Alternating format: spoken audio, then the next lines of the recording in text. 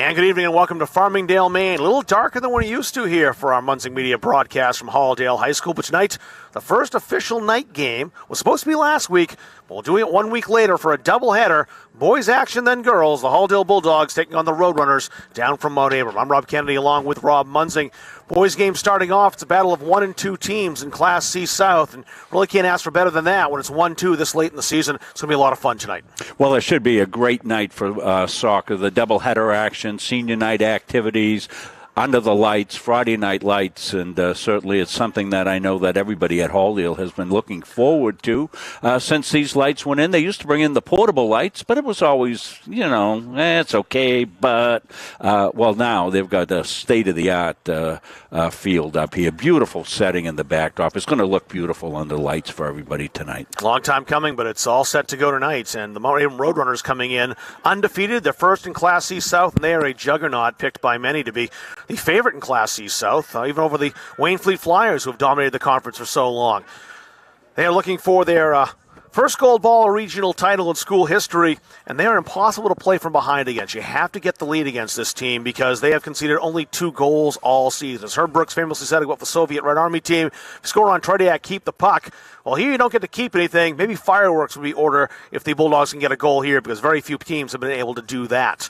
Halldale's 9-2 on the season. They've won 3 straight after losing 2 in a row. There was the game to Mount Abram up in Salem where the Roadrunners prevailed 7-0, and a 3-2 loss on September 25th, 3-2 to Monmouth Academy. But they bounced back with wins over Maranacook and Lisbon, and a hard-fought 3-2 win on Monday against Mountain Valley with a victory over Oak Hill here at home a couple of days ago. So we had a chance at the Bulldog broadcasters to talk to Coach Jesse Rowe before tonight's game. Let's check out his comments as we head into this contest with Mount Abram.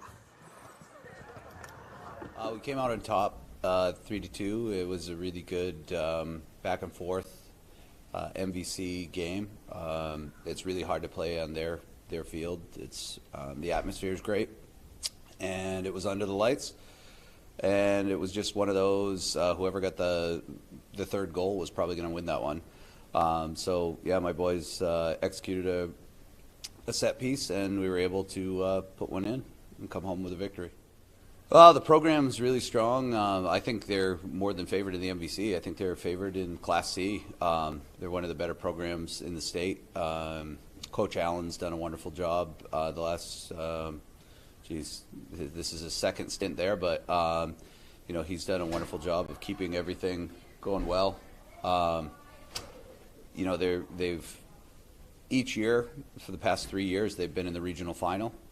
So they played Waynfleet, lost to Waynfleet, and then Waynfleet went on and won the state championship. So they have experience playing tough teams in games that matter. So I think the approach is more just understanding of who we are and what we need to do better. Like I said, they're a very talented program. Every player on their field has foot skills and does a good job, and they're well coached. So we just need to go ahead and take care of our side of the match, really. I just think it's going to be a really good. So right now, going into this game, it's 1-2 in the South region for Class C, and I think it's going to be just a really good soccer game. Hopefully, it's a lot cleaner than last time, and hopefully, both teams play hard. And at the end of the day, whatever happens, happens. We are Bulldog Strong. We are a local organization committed to kids, committed to our community, dedicated to teaching the next generation how to give their time and talents to make a difference, and supporting those affected by cancer. Bulldog Strong Basketball was established in 2013 when my own mother was diagnosed with breast cancer, and I saw firsthand her struggles, doubts, fears, and her amazing fight to live. Cancer does not discriminate, and so many of us have been directly affected by the disease. Our basketball family has grown over the past 8 years, and we continue in our mission to provide opportunities like our summer camp, All-Star Showcase, and our 3-day invitational to raise money for those in need. Through competition on the court, we learned so much about how sports can shape our lives in a positive way. We are passionate in what we do. We are proud of our Bulldog Strong family. We are incredibly thankful for the support we have received. Kids, community, and caring for one another is who we are. Remember, no one fights alone.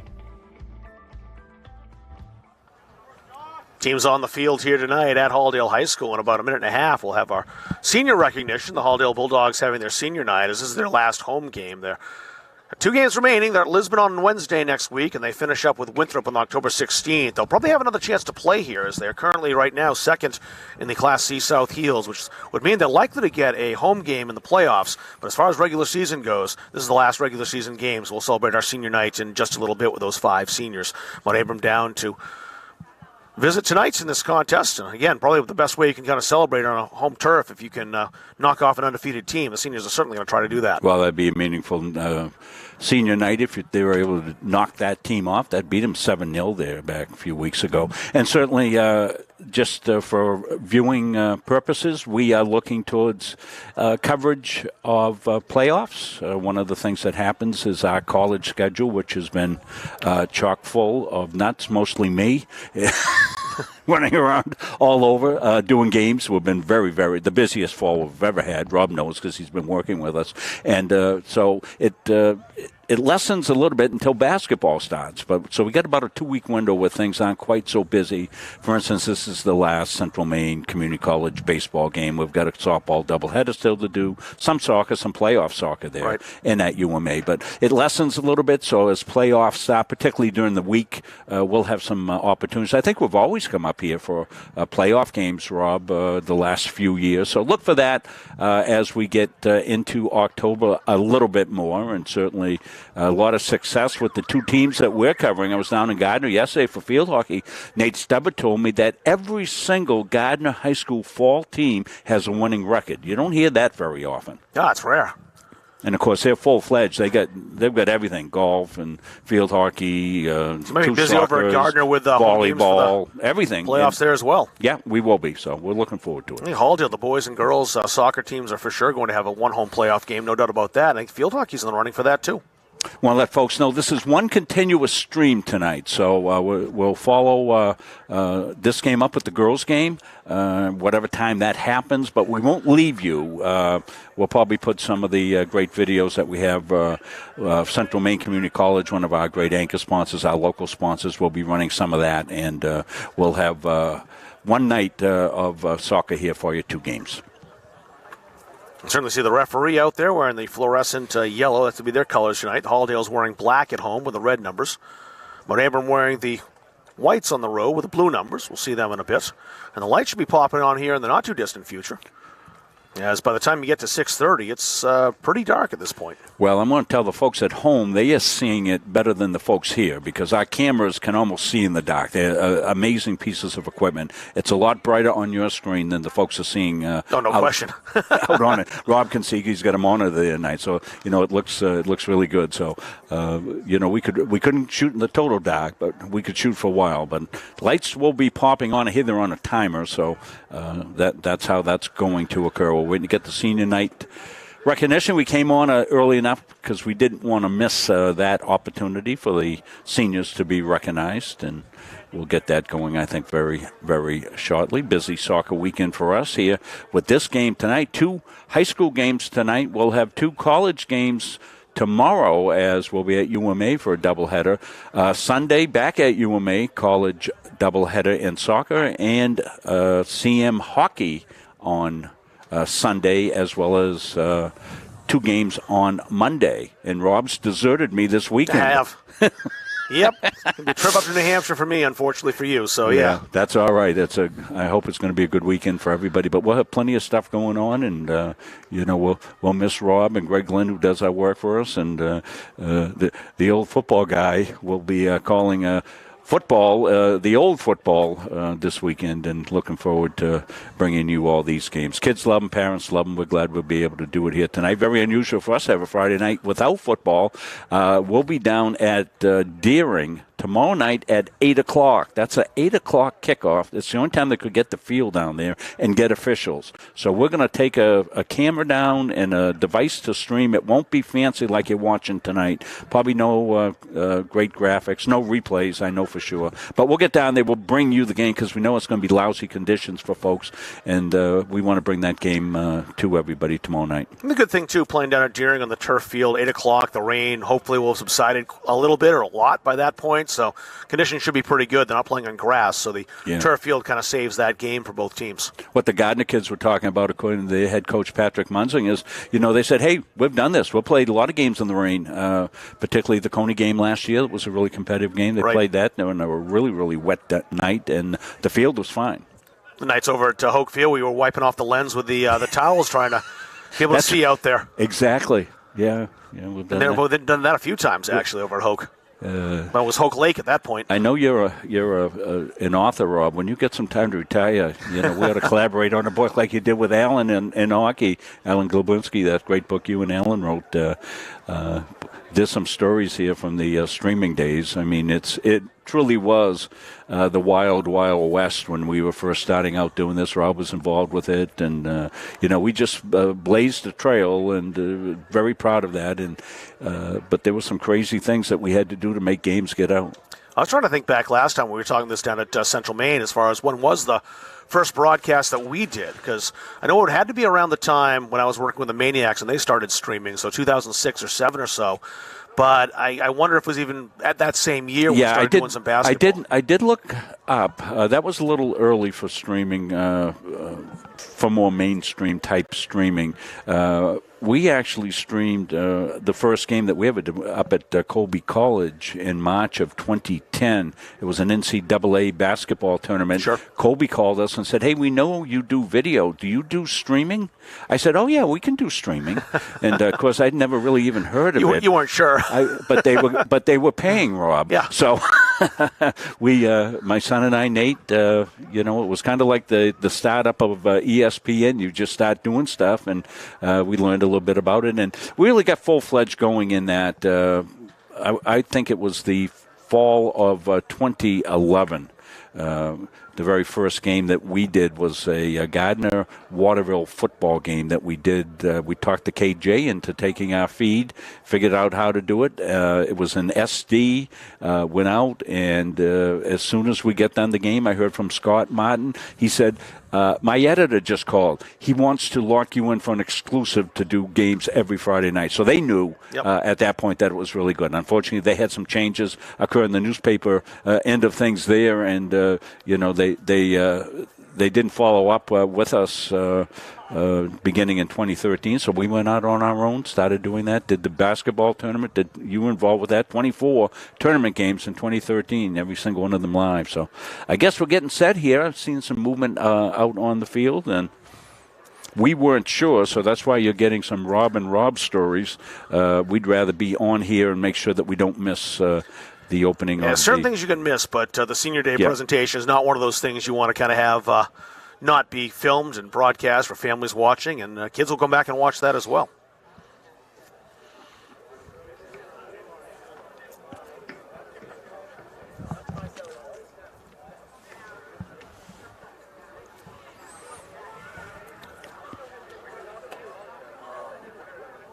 There is a lot of football action, of course, around the state tonight. Tons. Check out some of the games in a second. Getting into crunch time here. Both sports, too. You're looking at football being the last, 3 games of the season. Yes. Soccer, we're down to the last week, as, of course, their playoffs start a little earlier, and the state championships are 2 weeks before football, so it is coming down to the nitty-gritty here for both these sports. Yeah, we'll have some Gardner senior night activities, volleyball next week. Chris and Evan will be over there to call that one. I'll be over there running the production. Hey! Let There Be Light. Yep. And we'll have that for you. We have the Gardner boys soccer team doing a fantastic job. They played this Mount Abram team. Played it pretty tough, Rob. I think it was 3-0, but a pretty good performance by the Tigers. Welcome to Halldale High School and Melvin Simmons Complex for a game tonight between the visiting Mount Abram Roadrunners and your Halldale Bulldogs. I'd like to take this time before tonight's game to honor my seniors. We're going to start with Nicholas Dyer. Nick would like to thank his parents, Allison and Calvin, and his sister, Abby. Nick plans on attending University of Maine at Orono and majoring in mathematical engineering or kinesiology.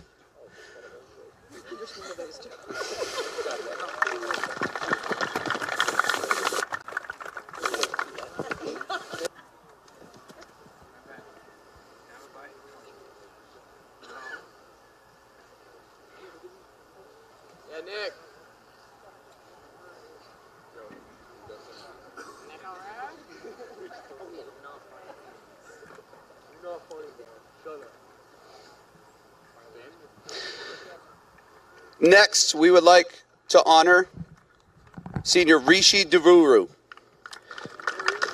Rishi would like to thank his parents, Salish Devuru and Anitha Parapelli, and his brother, Rohan Devuru. Rishi plans to attend a four-year college and plans to study engineering.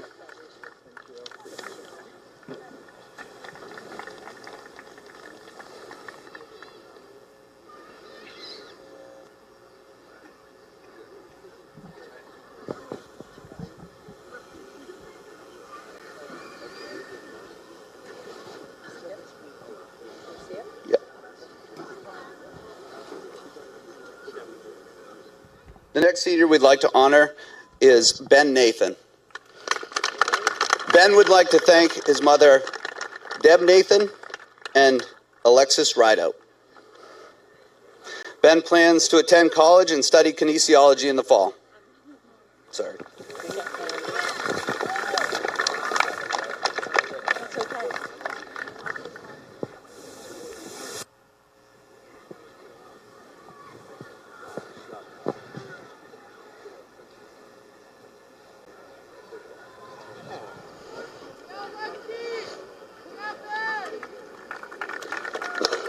Our next senior is Nicholas Brown.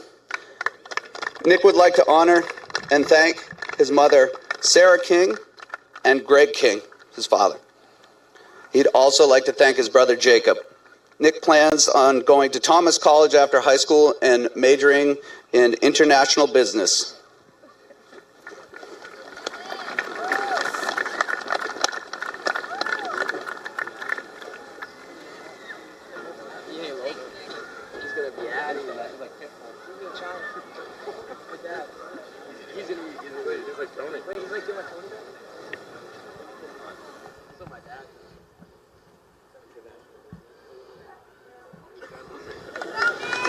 Our final senior, Breton Lucas, would like to thank his mother, Sarah Lucas, and his father, Ben Lucas. He'd also like to honor and thank his brother, Kai. His grandparents, Lee and Scott Lucas, are also with him. Breton's future plans are to study business and go into real estate after college.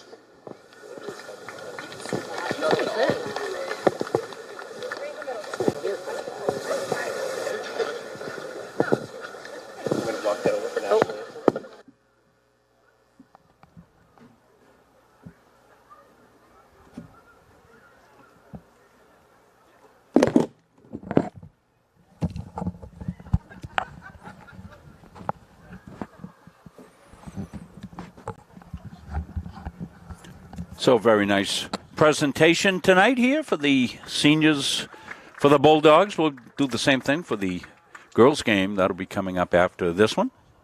See if there's any more from down on the field. Rob's monitoring that. He's got his headset. We're able to bring you that audio because of the great speaker system to set up here. The press. Ladies and gentlemen, awesome. Please join me and rise to the flag over here. As seniors Brooke Bernaducci and Liza Heron honor us with the national anthem.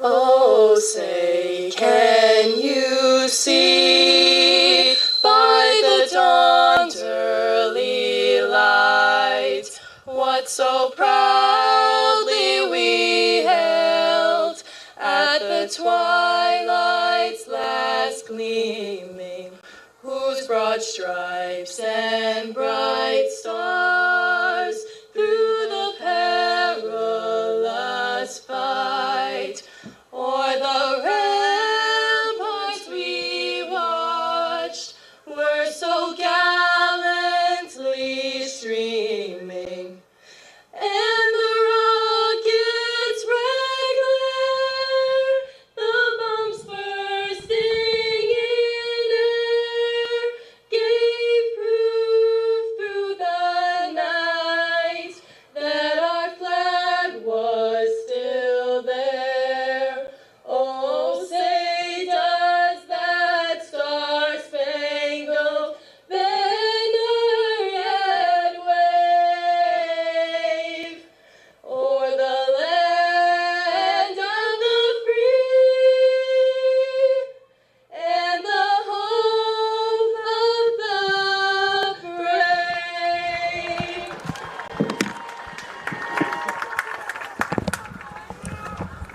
Great pregame presentation here at Halldale High School. We're just about set to get going. Bulldogs coming in at 9-2, second place in Class C South in the heel point standings. Mount Abram, the Roadrunners, undefeated, 10-0 in Class C South, and they are only conceded 2 goals on the entire season this year. Let's take a look at the starting lineups today. We'll first start with those Mount Abram Roadrunners, the visitors, as we'll check out Darren Allen's boys. So watch them down taking instruction from the referee and getting introduced before the game. Actually, both sets of lineups right here. The guy to watch for on this Mount Abram team is Morgan Thibodeau, 17 goals on the season. He was the 2022 Conference Player of the Year, the MVC, and a first-team All-Star. He had a goal last time out in the 3-0 win over Gardner, and he scored a hat-trick last time these two teams played back in September. A very talented squad for the Roadrunners. Bulldogs starting all 5 of the seniors. Ben Nathan in the lineup tonight. He's also starting Bretton Lucas. Starting as well, Rishi DeVero in the lineup. All 5 seniors, as I mentioned. Nick Dyer's there, and Nick Brown as well. They're all starting. We do have a change for those graphics, though, for Halldale, as Coach Jesse Rowe got some news after we kind of got the graphics set up, and he had to make some changes. So the way it works is that Carter Eldridge, who you see back in the back line, is going to take Reed Parlin's spot out on the right side. Eldridge is going to... Actually, he's going up to Reed Parlin's place. Yeah, and Caleb Lorette's at center back. He's jumping in for Carter Eldridge. So it was Caleb Lorette, who wasn't sure he was going to play today, and that's the news that Coach Rowe got, was when Lorette was starting, that changed his lineup. Other changes as well. Olson's going to start. Jackson Olson's going to start at center mid. He'll take Nick Brown's spot, and Brown will move out front to take Davis Medor. Davis Medor will not start tonight. We'll see him come off the bench, though, no doubt. Chris, I need you to zoom in here with the lights coming on and make sure we get a focus here with the lights have changed things for us. There we go. Thank you. Mount Abram defending the goal down to our right. They'll attack in the white uniforms from left to right. Halldale. They'll be the goal down to our right. They'll go from right to left. Ben Nathan in goal for the Bulldogs. Logan Doobie, the junior, he'll start for the Roadrunners. They sometimes use 2 keepers. Trey Reed, the senior, also gets significant time between those sticks, and we'll find out later on if he'll play it all tonight. I thought you were going to say they've been using 2 keepers all year, Rod. That's why they've only given up to 3 goals. It would seem that way with that defensive record, that's for sure. We got a little fog rolled in. You're seeing that on the screen a little bit. So that's the weather's going to be for the next 24 hours, I think. That'll add to the atmosphere. Halldale starting in possession. By the looks of things anyway, the referee's coming out with the game ball. But it's Nick Brown who's out there, waiting to kick things off for Halldale. First goal is pivotal tonight for the boys in black. If they get behind this Mount Abram team, look out. Not just because they're so hard to score against, just confidence-wise. It was a 7-0 win in Salem last time. Coach Darren Allen said that it was the best his team played the first half. He said Halldale... Jesse Rowe echoed this as well. Just wasn't quite ready for that contest, and just the bright lights might have been a little bit too much for him.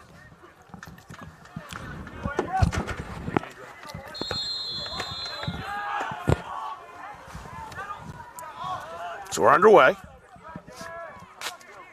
Keegan Carey is pounced on immediately.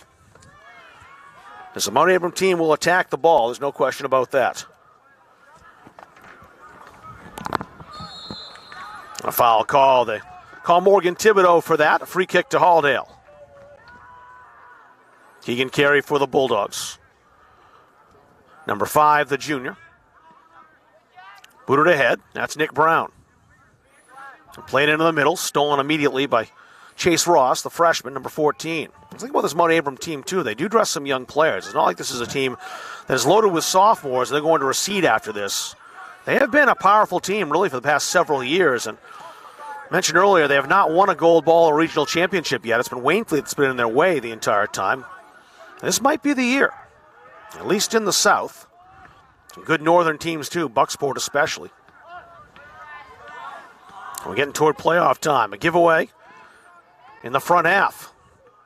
Trying to play into the area, Sam Cockrum.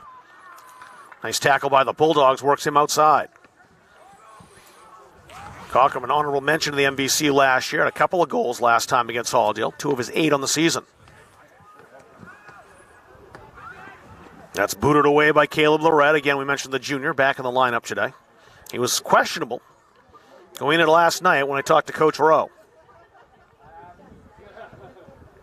Well, they certainly need all hands on deck, don't they, Rob, to face this deep and powerful Mount Abram team.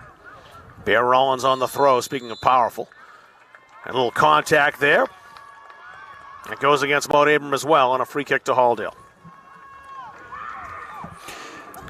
Very good crowd, as you'd expect, here tonight at Halldale High School for the first official game under these lights. We've had, as Rob Munzing mentioned, night games here before.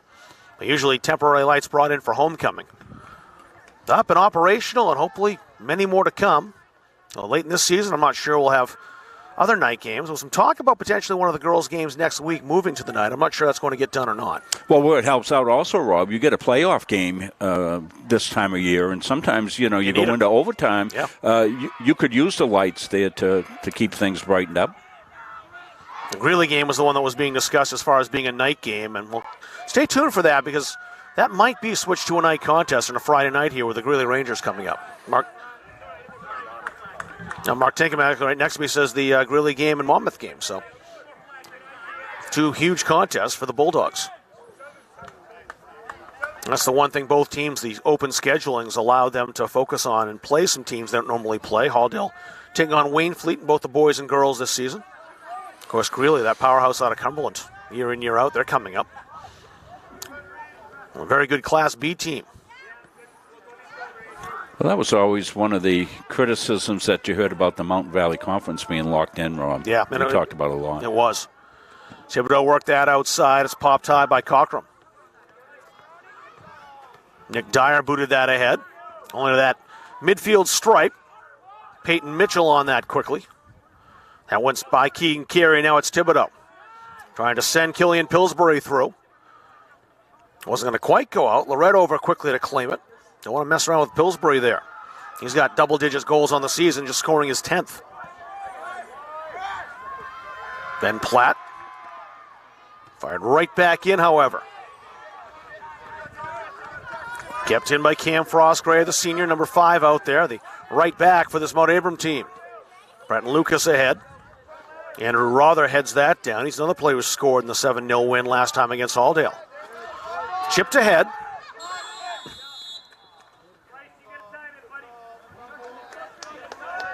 Foul called against Bryce Wilcox. Charlie Brown, the referee, waiting to see if advantage was played. Calls the play back for the free kick that Ben Platt will step up and take. The junior for Halldale, who wears number 9.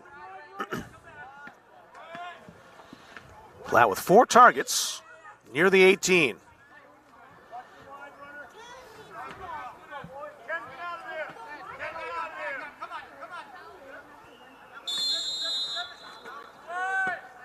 Platt scuffed it. Thibodeau blocked it.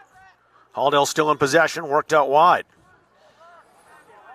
The first touch of the game for the keeper, Logan Doobie.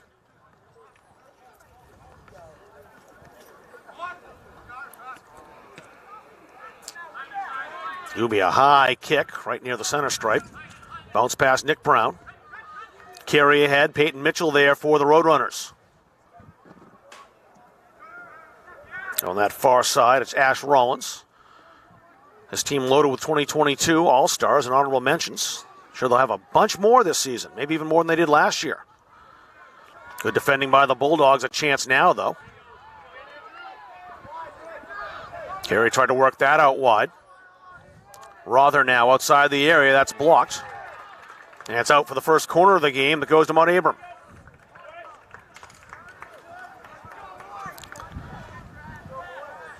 Roadrunners are very good from set pieces. Ash Rollins, the junior, over to take the corner.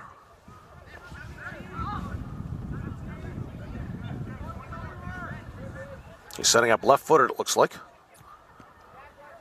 And he is trying to swing that in toward the goal.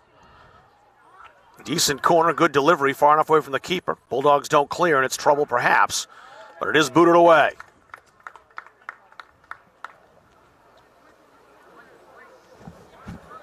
As the forward Nick Brown was back defending, who made that clear.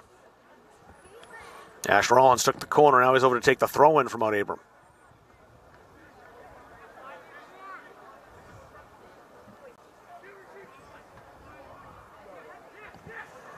Jackson Olsen played that back.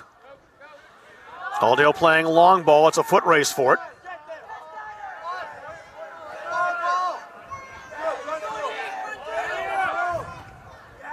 Now Halldale picks this up.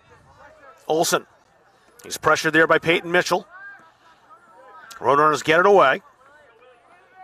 Lorette's over there. He's going to have to hurry, though. It's Killian Pillsbury again. Pillsbury played quickly. Look out. It's trouble now. A quick shot is just wide. That is how quickly Mount Abram can steal, turn, and attack.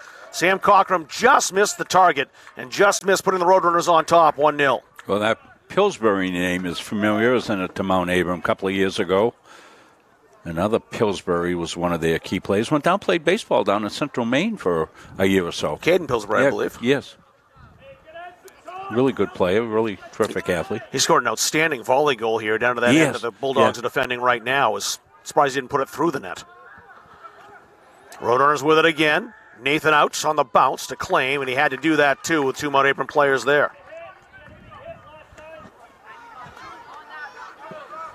So what the Roadrunners do, they pressure. They're relentless on the ball, and they'll punish mistakes. Came close to doing that earlier a moment ago. Yeah, they really pounce, don't they, Rob? They've got that great anticipation that great teams have, and know situations, read them well, and get on the attack. They go from defense to offense very quickly. One of the quickest teams to do that. And that's been the culture they've had, too. They attack the ball. They don't sit back. They're not going to let you play onto them. They come right at you. Halldale trying to play that ahead in the far side. Rishi DeVer was there. Now it's Jackson Olsen. Keegan Carey skipping past Thibodeau. Ben Platt stepping up. There's Nick Dyer. Nick Brown. Good ball moving by the Bulldogs. Killian Pillsbury's playing chase right now, but don't wear him down very much. Carey outside. Good work by the Bulldogs, but I don't really penetrate it all here. They'll try the long ball toward DeVuru. Rishi knocked that down, had some help over there as well.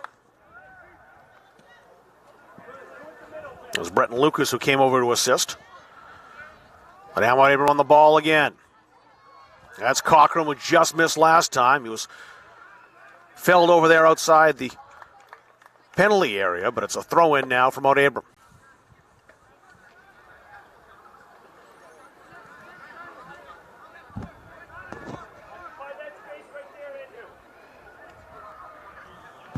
Bear Rollins, the long throw. Headed toward the goal, and Ben Platt knocked that away. Mount Abram, though, still dangerous. Is that ball still in play? Squirts out, and a goal kick. Well, I think Coach Rowe's got the start he wants, Rob. They're defending. They're strong on defense. They gave it that one chance, and a couple of subs coming in. Thomas Murch will check in, and Colby Keene. Next chance the Bulldogs have. You know, about 10 minutes into this, and he got his 5 seniors in to play 10. very nicely done. Andrew Rother lost that to Carey. Rother the quick throw. Oh, nicely threaded between defenders. Peyton Mitchell. Cockrum the edge of the area. Turns, shoots, deflects. That's a corner. The second one from Mount Abram.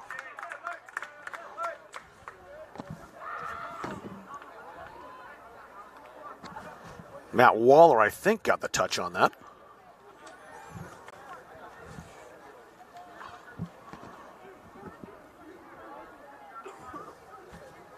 Thibodeau set to take the kick. This one from the left side.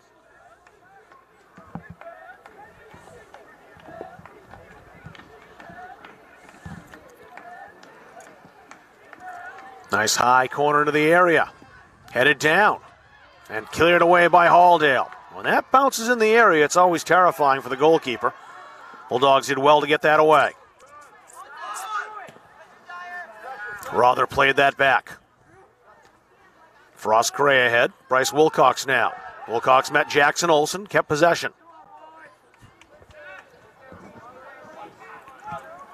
Ash Rollins. A throw in for Halldale to get the 2 Halldale subs in. Nick Dyer will come off. And Rishi DeVuro also. Darren Allen will make a change, as well. Caden Longley will come in. Next chance the Roadrunners have.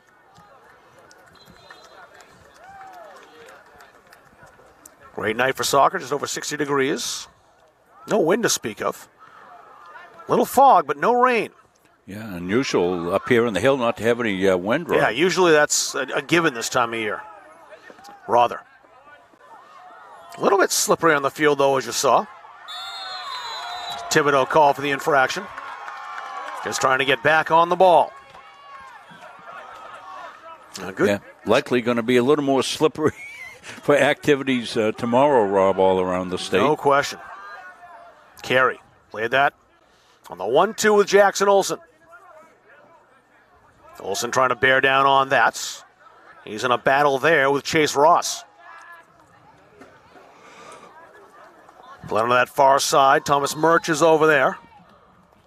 And a foul called against Murch. It's a free kick for the Roadrunners.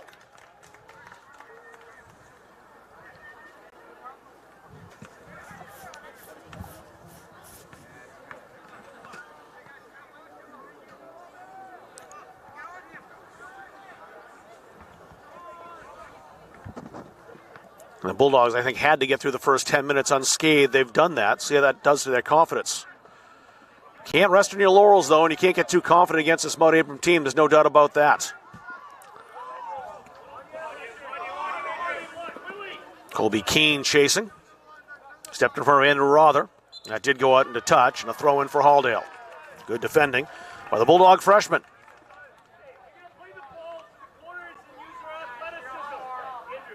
Ben Pratt looking for someone to throw to. Keane wasn't ready for it. Peyton Mitchell was. Mitchell played through. Cockrum slipped a little on the attempt, and that's a goal kick for Halldale. Yeah, tried to plant that left foot there to try to swing one towards goal. That foot went out from under him and not able to control the ball at all. That's one thing you have to contend with a little bit at night is little wet conditions with the moisture coming in, because stream of moisture coming in late tonight into tomorrow. There'll be a lot of moisture falling rapidly. Heavy rains predicted. Tropical storm off to our east. Thankfully, it'll stay mostly off to our east for the state of Maine, although the folks in Eastport might be affected. Called the foul on the Bulldogs that time. Brett Lucas, I believe. It is a free kick for Mount Abram. Good spot to set something up for the Roadrunners. That's what Morgan Thibodeau would like to do as he stands over the ball.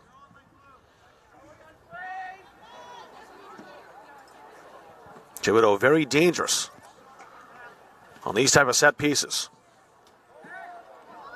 High up, and out came Nathan to play that. Really no danger as Nathan punts it away. But he had to make that play. You spill it. There's two Mount Abram players there. Carey wins the ball. Brown tried the 1-2. Andrew Rother there to take it away, but the Bulldogs right back on it. Carey. He wanted to send that through to Colby Keane. Well defended by the Roadrunners here. Cockrum. Caden Longley just on. He's got fresh legs. Jackson Olsen sprinting. The Bulldogs keep this in. Trying to work it down that right flank this time. Olsen's over there. Thomas Murch too. Halldale will kick this out into touch for a Mount Abram throw. 16th minute. Now the 80 will play here tonight. Yeah, we're about 5 or 6 seconds off on the clock. If we get a stoppage, I'll fix it. Little heavy touch, turns that over to Murch. Murch battling, great play to take it right back by Mount Abram. That was number 14, Chase Ross. Nathan has to come out, he better get there, and he did just in front of Caden Pillsbury. And again, quickly the ball going from defense to offense as the Roadrunners turn nothing into something very quickly. They'll try to do the same thing again here. That bounces off Carey for a Mount Abram throw. Andrew Rother forcing the issue for the Roadrunners. Rother's got the throw. Peyton Mitchell. Rother's got space on that right side. Fed into the area. Hoofed away. Danger still lurks, though.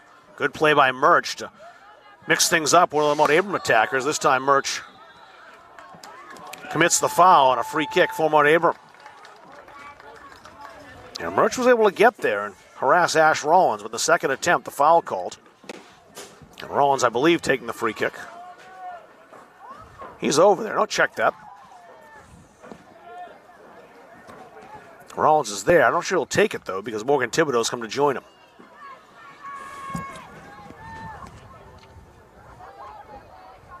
Thibodeau. Deflected back to the 18. Halldale clears.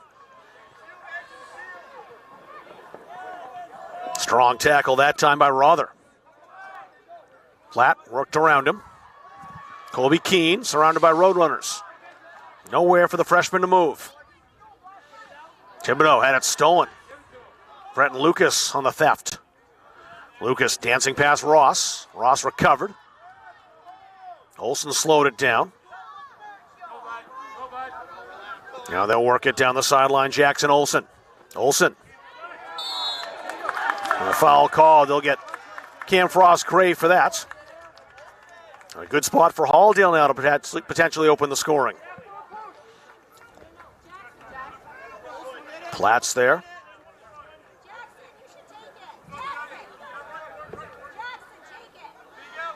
Olsen will take it. Aaron Carey, the assistant coach, letting them know. Into the area, cleared to the 18. Now the Roadrunners look to hoof it away this time. Halldale still with it. Played into a crowd, however. Here's Thibodeau, and he escapes. Thibodeau with time. Bulldogs invited him on. Killian Pillsbury back to Thibodeau. Thibodeau badgered there, but got away from Olsen. Up comes Lorette. He was felled by Cochran, made a clean play on the ball. Lorette's right back on it, however. I want Abram quick. Thibodeau into the area, bounded away. Bulldogs cleared as far as Chase Ross. Ross playing it into the area. That's Carter Eldridge down there, the freshman. Puts all his weight behind that clearing attempt. Olsen needs support. He's got some coming. Try to play that through, but Mount Abram alert to that, and Cam Frost Gray on it immediately. Cochran going for this. He met Waller over there, number 1, the junior. Waller's there again. Slowed it down and punts it away. Olsen, he's forced back by an aggressive defense. That was Mitchell. Murch wins the throw for Halldale. A little heavier miss now as Davis Medor comes in, the freshman. Medor will take the spot of Colby Keene.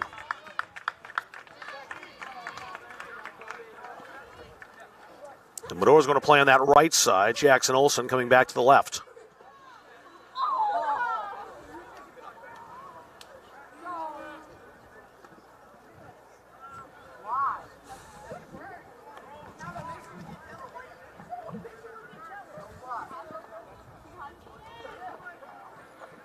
Tough work over there for Carter Eldridge. And a good defensive play as he passed the halfway mark, and Eldridge fouled. It's a free kick for Halldale. 21st minute here in Farmingdale, no score. Bulldogs and Roadrunners in a battle of the top 2 teams in the Heel Point standings of Class C South. Mount Abram undefeated, 10-0. 2 goals allowed in 10 games.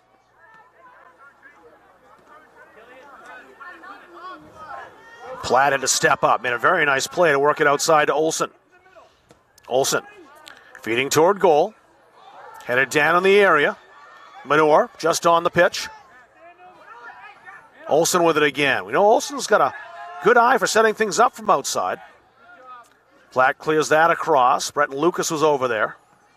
Lucas heading it back, trying to settle it himself, and he does. Eldridge. Speculative attempt toward goal. Kind of hoping for a miscue from Logan Doobie, but none coming. Easy catch for the junior.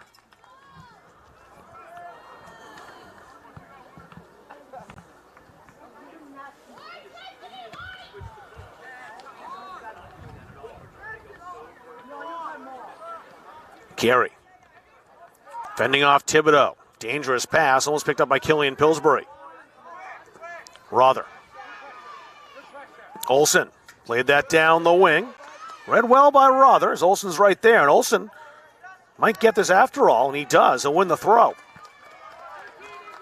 And Rother at least played it out to get some help back and slow the Bulldogs down. Mador.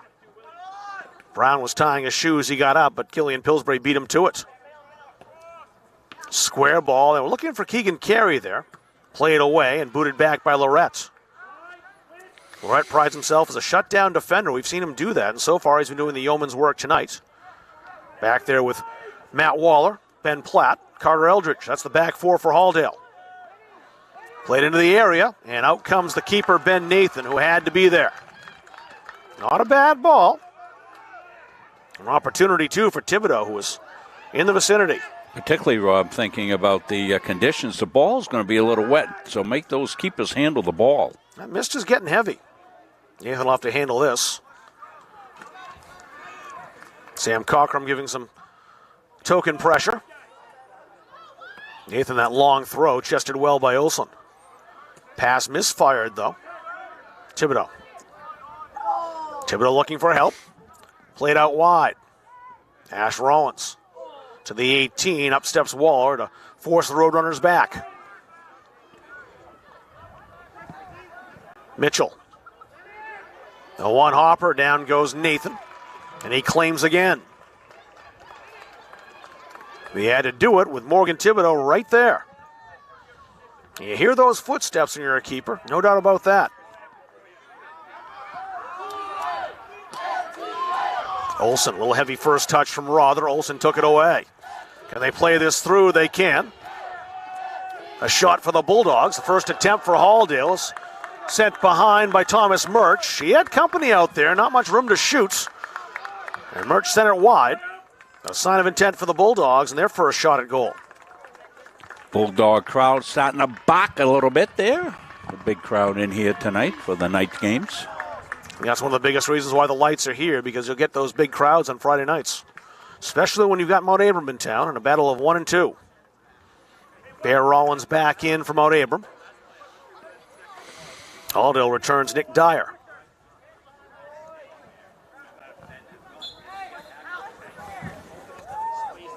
It looks mistier, I suppose, than it actually is on your screen, as it usually does when there's any kind of precipitation.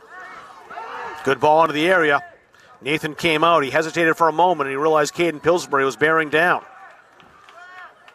Well, it's still very 65 degrees still, yeah. Rob. It's a beautiful night for soccer, that's for sure. And no complaints about the temperature at all, or the mist, really. I'm sure the players are loving it. Davis Mador out toward Murch. Battle of fours with Bryce Wilcox out there.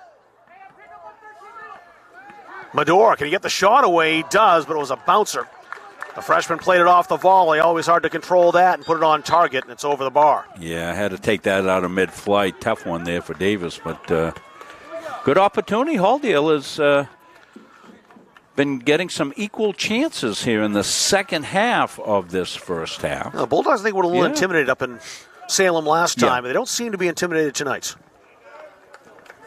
Respectful, yes. Everyone knows the potency of this Mount Abram team, but sometimes you get into a game, you're already down 2-0 on the scoreboard just because the team you're playing has got that reputation, and that hasn't been the case tonight. Yeah, you were saying how important the first 10 minutes were, Rob, and indicated at the end of 10 minutes, Bulldogs were kind of holding their own.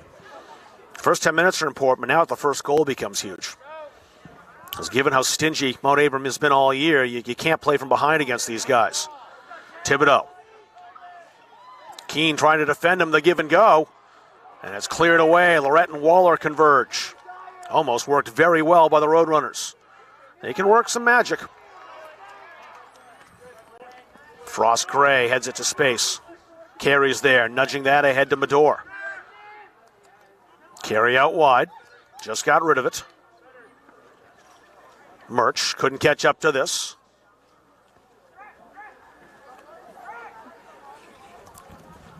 Pace has slowed a little bit. I don't think he minds that too much. Cochran played that out wide. Keegan Carey intercepts a wayward ball. Carey still trying to get around Peyton Mitchell. He did get around him with the pass picked off. The speedy Caleb Lorette need that ahead. He'll catch up to the ball himself. An overlap run there. The give and go, the 1-2 to Dyer. Slowed down, but wasn't played very well by Cam Frost-Gray, and the Bulldogs might have an opportunity here off the miscue. But it was shot, spinning, but no problem at all for Logan Doobie. Cam Frost-Gray doesn't make a whole lot of mistakes. Made a little one there. But his teammates there to make sure it didn't prove to be costly. Headed back, Waller's there. Played toward the 18. Oh, comes Nathan, the ball's loose and cleared off the line. And ricocheted Caleb Lorette. I mentioned his speed. He got back and hustled to prevent the opening goal going to the visitors. But it is a corner for the Roadrunners, their third.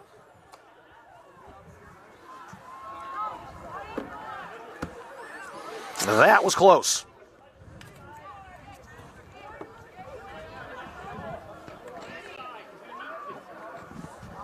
Ash Rollins, who took the corner from the right side last time, is there again. The lefty made a nice delivery in his first attempt. Bulldogs cleared it. Line drive that time, and Ash will get to do it again.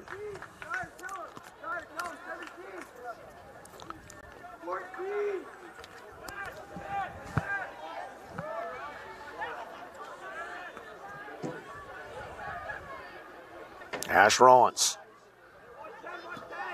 Very nice delivery. Headed to the 18. Chance over the Roadrunners to set up, but Thomas Murch had other ideas. He came out of nowhere to clear it away. Roadrunners will like to set something up here again. That far side. That was played back by Bear Rollins. Bear's with it here. Longley wants the shot, takes the shot, ends up wide. Scratch that. That was Peyton Mitchell 6, not Longley 8. Nick Brown back in for Halldale. Jackson Olsen returning 2.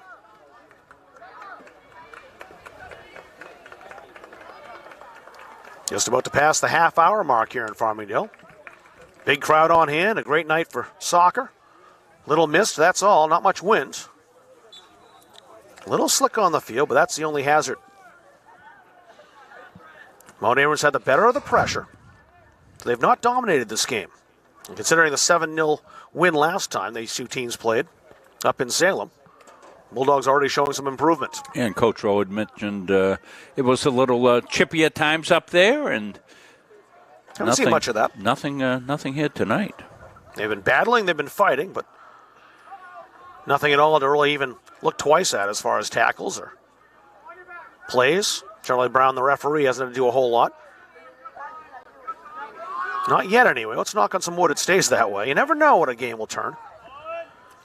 Rother. Delivered into the area. Lorette's there, heading it away. Colby Keene went up, missed on the header, but he's still battling.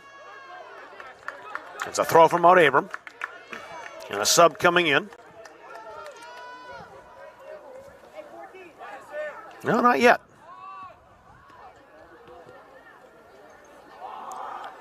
Loose of the edge of the area once again. Brown heads it out. Carries over there now. Thibodeau went down to challenge. The Bulldogs got it away anyway. Murch on the right side. Avoiding a challenge.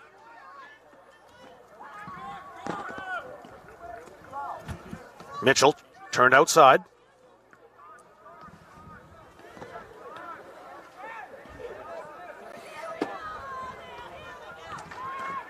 Chance on the left side now. Cochran. Cochran went down under a challenge from Matt Waller. Waller's been relentless defensively. Those two number ones have gone at each other a couple of times. Sam Cochran and Matt Waller, a senior and junior respectively. Here are the Roadrunners again into the area. And another corner for Mount Abram.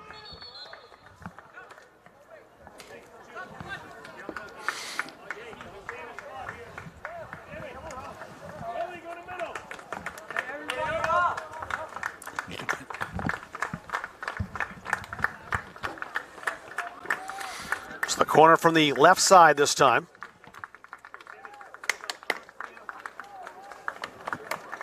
Chase Ross is there, I think.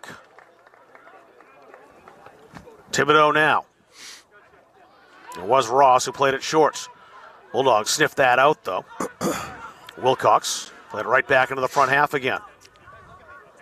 Brown ahead. It's a race down that left side. And Halldale ends up with the throw. Or do they? Nope. Sub coming in. I've got your pen, Rob, if you need it right behind you. Thank you. So that will work for you.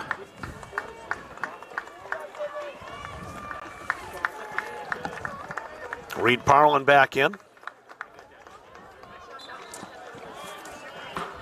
And it's Davis Medor who'll head to Coach Jesse Rowe's bench.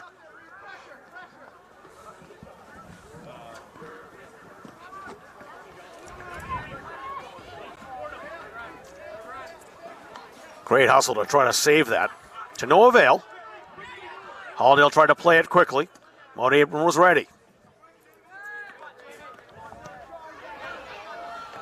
Jamie Herring, number 38, with a great pass. Here's a chance now. Oh, what a save. Might have caught the upright as well, but Ben Nathan got a hand on that. And that keeps this game scoreless. Jamie Herring came on and played the ball across and ends up with one of the best scoring chances of the day. We'll look at that one again in just a second. Likely caught upright. This is a goal kick. I'm not sure how much Nathan got on that after all. But definitely the best chance of the evening.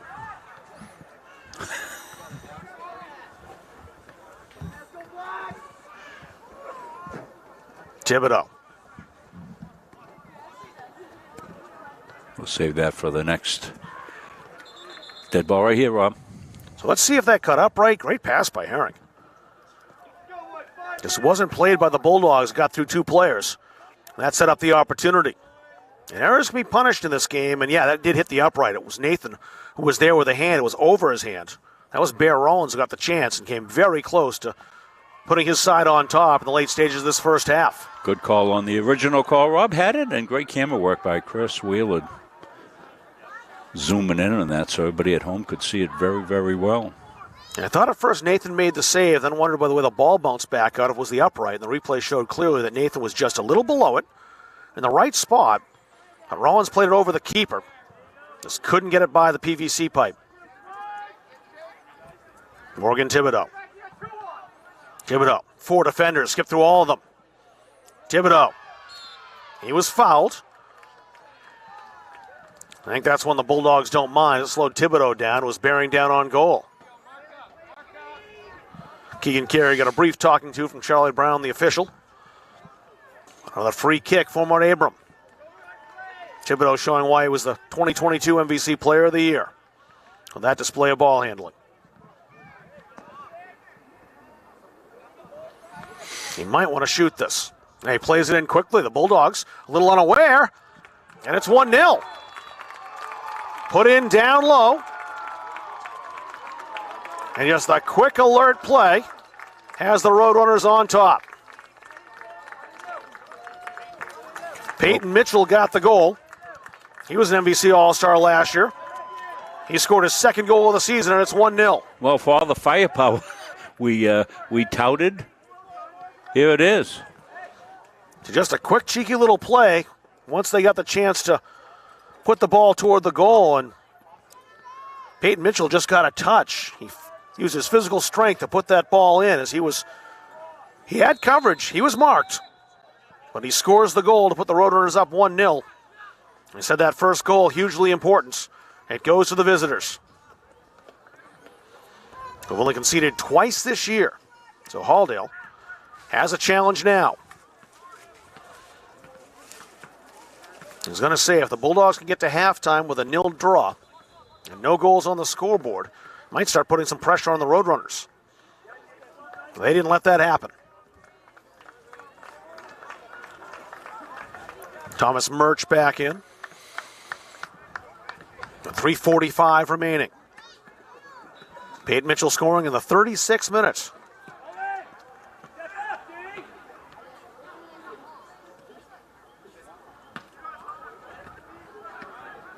Nice sliding challenge. Waller, I believe. Yes, it was. Ross switching the field for the Roadrunners. Rother. Stolen back. Colby Keane alertly came back to claim. Played ahead, Jamie Herring. It's a throw in for Halldale. About to pass the 37-minute mark.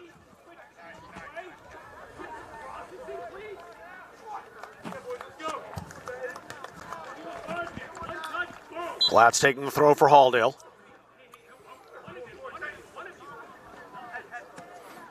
Brown popped it high.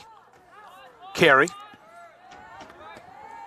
Carey's got the unenviable job of trying to stay with Morgan Thibodeau.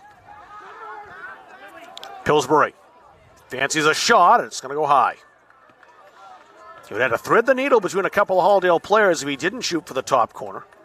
Always hard to pick that spot from 25 yards, but the sophomore wanted the opportunity anyway. He has scored 10 goals on the season after all. Why not have a go?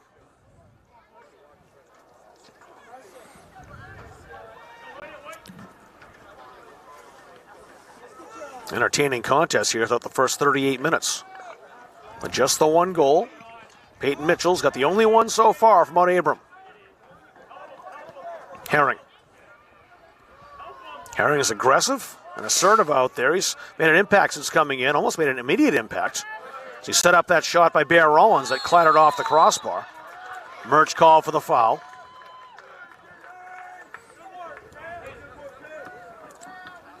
Rather wanted to play it. He'll do it a second time. Here it is. Lorette went by him. Waller stopped it and boots it away.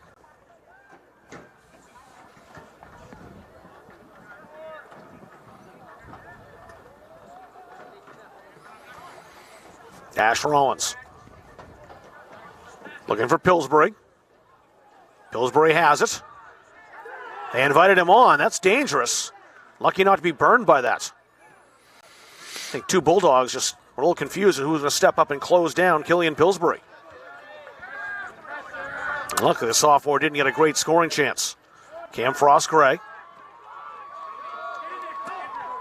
Played long, but a little too far. So Murch had a chance, but the ball played past him by Colby Keane. Last minute of the first half. Just one goal in it to this point.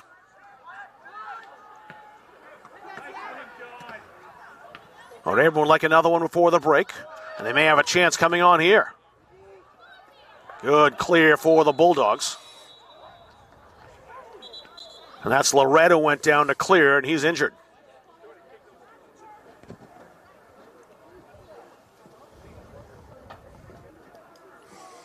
He went down low to challenge Bear Rollins and got a piece. The senior made a little contact there as they both went for the ball. Lorette's up, though.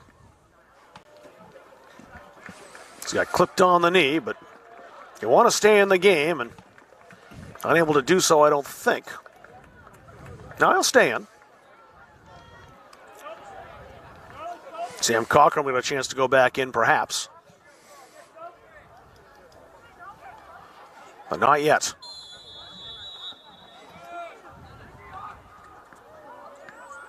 Ash Rollins. It's a throw in for the Roadrunners. Now Cochran will get his chance to come in, but there's only 17 seconds to go. And Cochran will take his time, in fact, and that'll do just about enough to kill the rest of this clock. As Darren Allen told Cochran to slow down, don't make any haste to get out there. He's satisfied with his one-goal lead. As the Roadrunners will take that into the intermission. A hard-fought first 40 minutes. Halldale and Mount Abram, the top two teams in Class C South, and it's the undefeated visitors, the Roadrunners, with a 1-0 lead and a Peyton Mitchell goal 36 minutes into this first half. As you take a look at the Halldale crowd, they're excited despite being down that one goal and hope to come back in the second half. We'll step aside and take a break. We'll be back with you later on Munzing Media. Coaches know you can't win a game without proper planning and execution. Let Gosline Retirement Planning coach you into a confident retirement. Here at Gosline Retirement, we provide that proper planning and help you utilize a step-by-step approach on all facets of your retirement planning. We provide guidance on income planning, wealth management, understanding taxation, Medicare and long-term care, and legacy and estate planning. We pride ourselves on working hard for those who have worked hard their entire lives. So, schedule your appointment today and let the team at Gosline Retirement Planning put together a retirement game plan for you. Have you heard about free college? It's free. It's free. It's free. Recent high school graduates from the classes of 2020, 21, 22, and 23 can attend CMCC for free. The free college scholarship pays 2 years of tuition and mandatory fees. No income or age limits. What are you waiting for? It's free. Leaving CM with no debt is going to set me up for my future. Visit cmcc.edu/free for details. Strategic Real Estate Services, serving all buyers and sellers. 2 locations, 335 Water Street, Gardner, and 83 Kennedy Memorial Drive, Waterville. From residential to commercial, solutions and strategies that equal results for you. Visit strategicreservices.com or call 485-1105. Same thing as always. Pass the front of the net. All those little things to make you what you are. 0, 3, 1, 2, 3, 0. Okay, let's go. 1, 2, 3. Sit right here.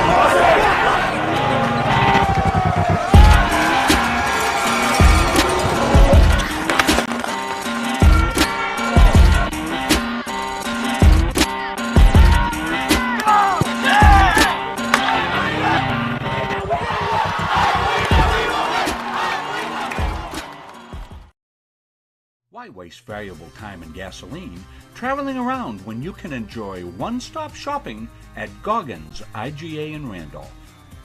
Goggins is locally owned by people you know and trust at the heart of our community. Goggins offers the convenience of one-stop shopping, in-store banking, a large selection of liquors and wines, and a full-service pharmacy. At Goggins IGA, you're in, you're out, you're home. Helping people is kind of ingrained into me. I am so glad that I chose to be here. It's a really great program. Primary dental in the heart. The instructors are super helpful. They really do set you up to be successful in the field. The new hospital simulation lab here at CMCC is a great addition. It's as close to replicating real life as you can get. We did an IV lab. With a mannequin, it's nice to get your toes wet before you jump into a clinical setting. Deep breath. CMCC is the best place to start nursing. It's challenging, but you are learning. You have a smaller size classroom, smaller ratio to instructors. It's affordable. It really provided me relief that I'm not going to accrue a lot of debt. I needed to set myself and my family up for success after. I'm going to come out of this able to actually practice as an RN in the real field. It's a wonderful opportunity. If you want to boost your energy, metabolism, and nutrition, try one of Northeast Nutrition's 85 energizing teas. Fruity, made with natural aloe, stevia, and herbal and green teas. Or have a low-carb 200 to 300 calorie shake for breakfast or lunch. Choose from over 50 flavors like Fluffernutter or Pumpkin Turtle Cheesecake. Northeast Nutrition also has customized protein iced coffees, caffeine-free options for the kiddos, and specialty drinks for athletes. Northeast Nutrition, 599 Main Avenue, Farmingdale. Follow on Facebook at Northeast Nutrition and Energy. Forensics has grown so much and it's very beneficial to the criminal justice system. I was always one of those kids that watched forensic files. That was something I loved. Just a science person all around, I always have been. The instructors are some of the top forensic experts in Maine. They really know what they're talking about. They've been there, done that. CMCC is very lucky to have people like this. I'm an Intro to Criminal Justice and Criminal Law Report Writing. It's a lot of the baseline of things I have to be knowledgeable about. I want to do crime scene photography. The forensic science program is preparing me to start thinking like what's important here, what do I need to look for like right off the bat. You never know what you're going to find.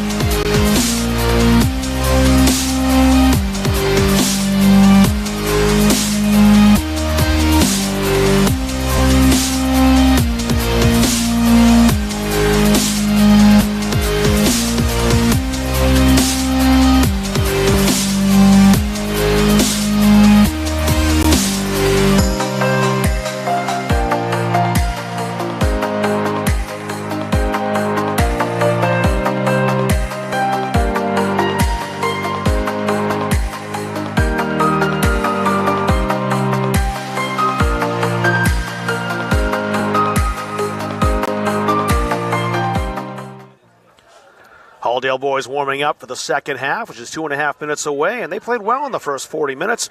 They do find themselves down 1-0 on the score sheet because they're playing a juggernaut tonight at Mount Abram, and I think 1-0 a fair result after the first 40. But you have to consider, too, the Bulldogs were down early in the contest up in Salem and lost 7-0 in that game. They were not intimidated tonight by Mount Abram. They came out and battled the Roadrunners, but the Roadrunners, you give them any opportunity to score, they will do so, and they do it off a set piece here in the 36th minute. The game was scoreless really until the cusp of halftime. And on that 36th minute, Morgan Thibodeau on a free kick just kind of caught the Bulldogs still setting up. They're unaware. And there's the pass ahead. Peyton Mitchell beat the defender to it, and while being taken down, just bundled the ball over the goal line just past Ben Nathan. 1-0 the score. That's the only goal. Though Mount Abram did have a couple other chances. And one by Bear Rollins here was awfully close to opening the scoring that came before the actual goal. And Rollins will take a great feed from Jamie Herring. It got through the Bulldogs. The defense misplayed it, and there's Bear right there. And he'll put some velocity and power on this shot. Just right-footed in the instep, and I thought at first Ben Nathan had got a hand on that. It was just over his outstretched arm, and it rang right off the uprights. A couple of chances for Halldale, but nothing that seriously tested Logan Doobie in the first half. That defense from Mount Abram, again, has come as advertised. They only have allowed 2 goals on the season. And they really shut the Bulldogs down tonight. They have to take some chances now and open things up a little bit down the 1-0 scoreline. Maybe not early on in the second half, but clearly as the half goes on, if they're down just by 1, and don't let that lead increase, they will have to take some risks, take some opportunities to try to get the equalizer. Yeah, we'll say it a few times as we move through the second half, just so you know what we're planning to do here tonight is to bring you the second game, but it won't be in a separate window or anything else like that. We're just going to continue to roll this through. Everything's working very well here tonight, so all systems go, as it usually is here at this beautiful setup we have here at Halldale. One of the best places, college or high school, that I get to work, Rob, right up here at Halldale High School. You're inside. I got a nice deck to set my stuff on outside, as long as it's not pouring rain, and it's not tonight, just a little bit of mist. You can see probably on your screen with the lights. You can definitely see it here. It's a fine mist coming down. It's made the field a little bit slippery. And probably more so for the girls' game coming up afterwards as more and more precipitation falls. Mount Abram in the white uniforms, they'll attack from right to left. Logan Doobie's still their keeper. Ben Nathan still between the sticks for the Bulldogs, who are in the home blacks. They'll attack from left to right. A great old Clint Eastwood movie, Rob. Play Misty for me. If you want to get scared, watch that movie some night. Never seen it. About midnight. Oh my gosh, you gotta see it. Heard it, know the title, but I've never seen the movie. It's a great one. Charlie Brown set to get us underway. The referee at midfield, Sam Cockram standing over the ball. We're ready to go. Morgan Thibodeau set up the lone goal. He's got 17 goals of his own this season. Booting that ahead. Try to feed it to Cockram. Now a chance at the 18. The Bulldogs have to get it away, and Matt Waller just does. DeVero ahead, trying to pick out Jackson Olsen. It's Bear Rollins here. Ash Rollins. Back to Bear. DeVero quickly up on him. Rollins got it away. Killian Pillsbury on the far side. Racing for it with Waller. Waller skips on by. Played into space. No one there in black, though. But Abram can start this up again. Mitchell. Chase Ross. Ross has some space here. Thibodeau on the 18. Ross kept his run going. Ball headed down in the area and put just wide.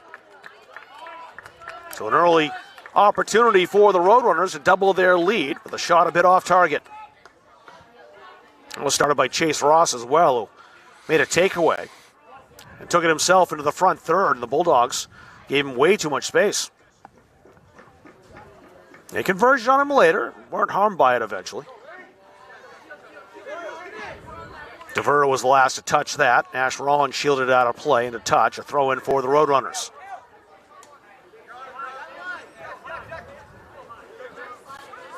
Ash Rollins a junior, Bear Rollins a senior. They're both over here on the left side of the field. Keegan Carey has been limited in his touches tonight, and the Roadrunners are happy about that. They've kind of taken him out of the game a little bit, although he's got it here. Carey, a dangerous goal scorer for this Bulldogs team. Played to the 18. Platts over there for Halldale in the area. And a good clearance. Played back. That was Bryce Wilcox. Carter Eldridge, the freshman over there in the right fullback position, headed that down. Little slip for Chase Ross, but he's got it now, the impressive freshman. That's Platt over on the left side to hoof it away. A little time for Halldale now. They got to find some options. The thing for them is they haven't been able to keep possession to move it up the field. Options haven't been there, and they end up giving possession away. Nathan's out. Murch taking no chance. Scratch that. That was Waller who's over there.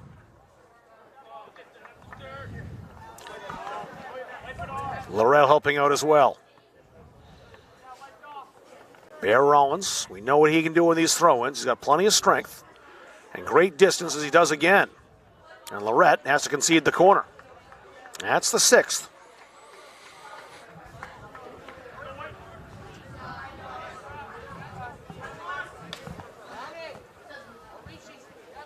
Ross is there. They can play this short if they want to. Is Thibodeau over?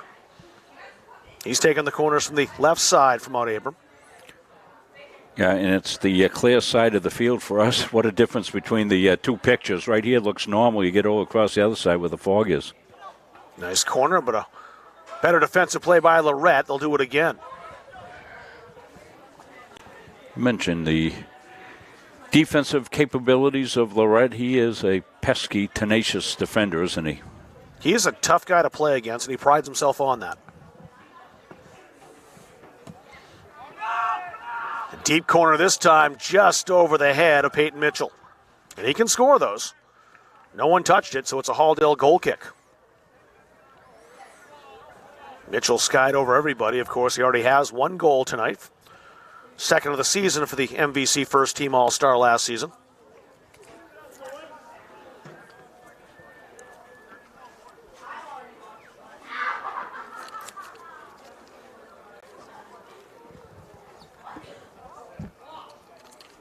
Lorette will take the goal kick, too. DeVerto, a little too heavy on the touch. It went to Bear Rollins. Now to Ash. Into the area. Bulldogs don't get it away. Killian Pillsbury's there. Little contact on the edge of the box. There's another corner from Abram. And Ash Rollins, who takes the corners and has all night from the right side, is over Preston to duty once again. Well, Mount Abram's fine with this. They'll be happy with 35 more minutes, exactly like the first 5. Ball far, far away from Logan Doobie, the junior, who's the goalkeeper for Mount Abram. And particularly getting the corners that they're getting here, because with the way they defend, Rob, 2-0, wow, is a mountain.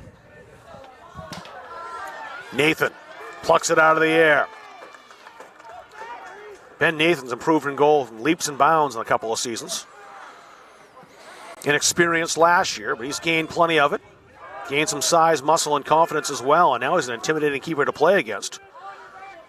Backstopping this Bulldogs team, number 2 in the conference, just 2 losses so far, 1 to this Roadrunners team. And it was a thumping. Now a chance for Halldale as that went through Bryce Wilcox. DeVerto plays the ball through. Well defended. Andrew Rother came back to snuff out that opportunity. Rother had to get on his horse to get back as they tried to play that through. They were looking for Nick Brown. And Brown almost got there and would have had it not been for Rother the junior coming back.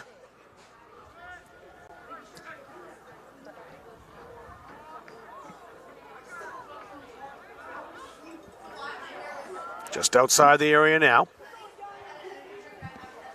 Nick Dyer pressuring. That's played out.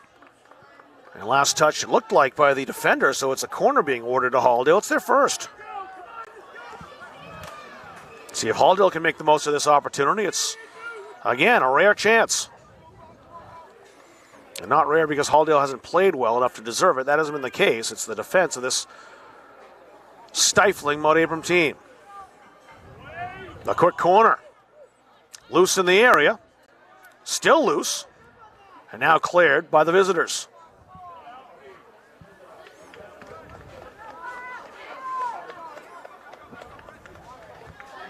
Halldale in possession still, though. They have the throw. That ball never did cross the line, so it wasn't an official throw. Would not have been legal.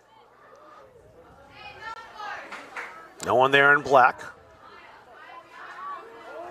You wonder if any slip will play an effect in this second half at all. As we've talked about, the mist has made this field a little bit more slick. Carter Eldridge ahead. Out toward DeVerto. Bear Rollins, nifty footwork to keep that in. Nope, not quite. Not quite. Rollins was close, but it's a Halldale throw. He almost danced the correct dance on that sideline, right in the touch line. He almost held it in, walking a tightrope. Thomas Murch, Davis Mador, and Colby Keene set to re-enter for Halldale. We'll do it at the next throw. Carey. Too many Roadrunners there. He was trying to find Nick Brown. It was over his head. And the long ball played ahead toward Cockrum. Waller has to be careful. Cockrum with 8 goals on the season. That ball stayed in. Carey ahead. Toward Brown. He won't get there. Pounded away. Cam Frost-Gray with a defensive play, and Halldale will get their subs in now. Risha DeVerto will come off. Nick Brown also exiting, and Nick Dyer heading off the pitch as well. Peyton Mitchell's got the goal, the only one. It came 4 minutes before halftime in the 36th. That's it so far.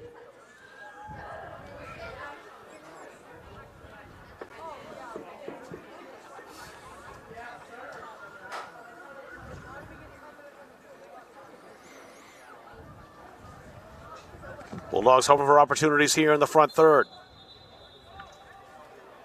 It was out into touch.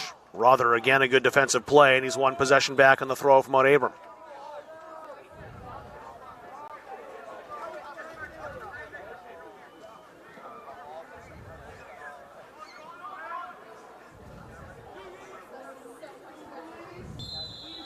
Jackson Olsen taken down. Free kick for Halldale.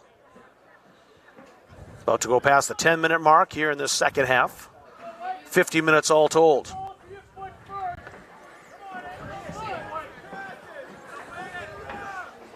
Platt's taking the kick for the Bulldogs.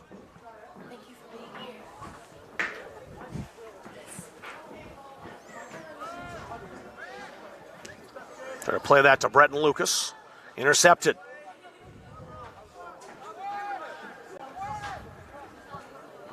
Pillsbury down toward Cockrum.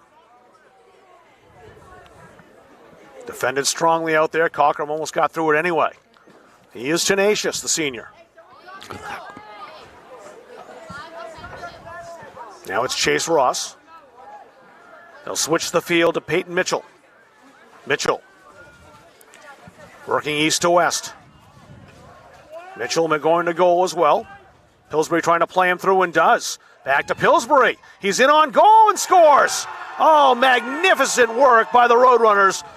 Morgan Thibodeau scoring. Peyton Mitchell set it up. You won't see many prettier goals than that.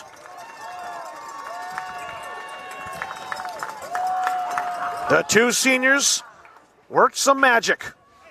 And Thibodeau's got his 18th goal of the season. Right here, in the 51st minute. Watch how they work this. What a great pass.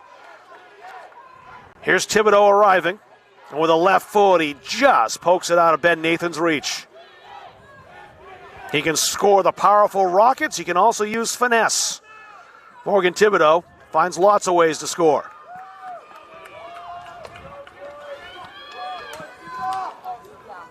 So now Halldale's climb, which is already uphill, has become quite a bit more vertical. Played ahead to Murch. The Bulldogs trying to strike quickly. Maude Abram was stunned there for a second, but only that second, and they recovered quickly. Matt Waller for Halldale. Keegan Carey. No way past Wilcox. Bulldogs with it here.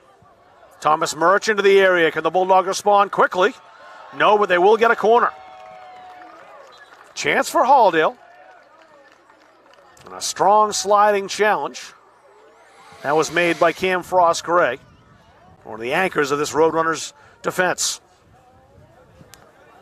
Jackson Olsen from the corner. This is his spot on the right side. Second corner attempt for Halldale. They need to tally. So the clock will quickly become much more precarious for them. A long corner. Headed. Murch knocked it high. And boomed away. Lorette. Now it's Platt. His pass intercepted. And bounded away immediately. Bryce Wilcox, I think. That's on the far side of the field. He didn't catch the number. Nah, it wasn't Wilcox. I see him now. There's so many players in this Roadrunners team that'll step up and make the defensive play for them. A goal in each half for the number one team in Class C South. Peyton Mitchell in the 36th minute, and Mitchell set up Thibodeau in the 58th. Or 51st, excuse me. Great play by Murch. Here's Olsen. And Olsen just can't get by Chase Ross.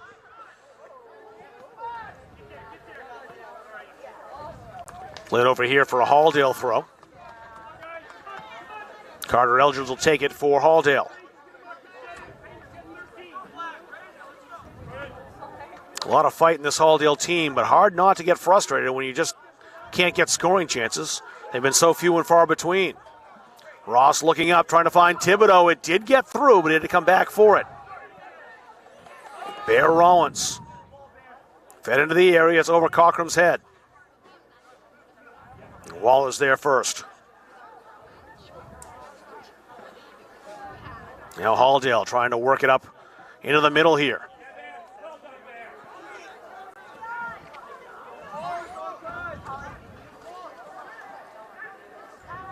On that far sideline, it's Brown. Oh, excuse me. It's Olsen, 7, not 2. Something on here, perhaps, for Mount Abram. Has that stayed in play? No.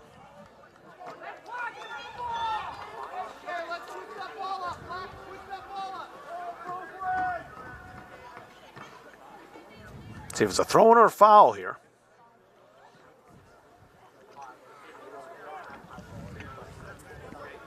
It was a foul that was called against the Roadrunners.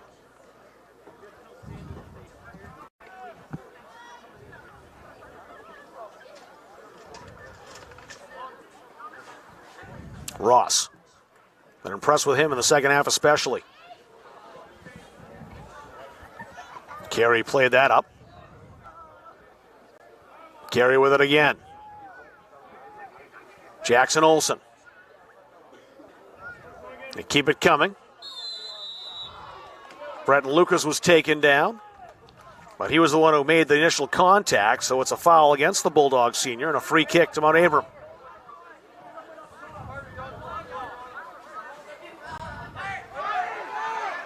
Bulldogs again weren't realizing that the ball was in play. Platt does now. Shouts for handball on the sideline, but nothing coming from the official. Rother flying down that right flank. Into the area. Cockrum there, so is Bear Rollins. The Bulldogs clear. Killian Pillsbury worked out wide again. Played square, intercepted by Jackson Olsen. Olsen nifty footwork, trying to spring Carey. Carey looking upfield. He couldn't make the long pass to Thomas Murch as he had a roadrunner there. It was Chase Ross again. Carey, can he catch up to this? He does. Murch. He's trying to connect with Davis Medor. And Halldale will throw. Nick Brown will come back in. Caden Longley will enter from Mount Abram. And Jamie Herring, he's back in as well.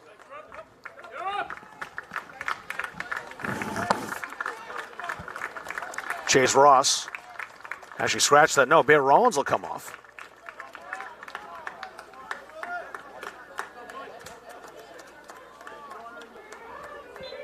And Killian Pillsbury also gets a breather.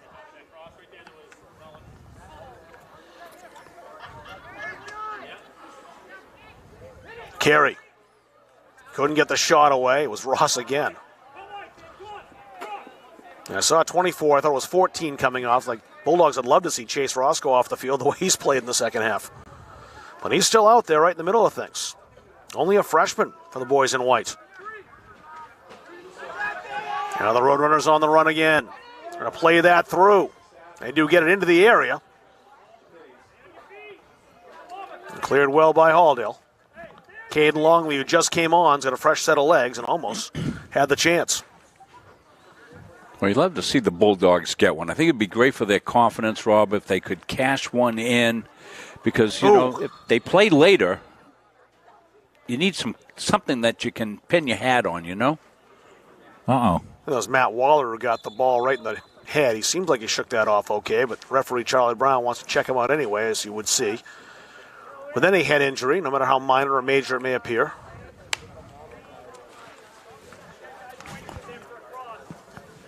Muller's shaking his head. He says, I'm all right. But yeah, he took a shot off the head from close range. Well, the Halldale Jr. will stay in the game, it appears. Caught him flush, smack dab in the head, and that was with some pretty significant velocity.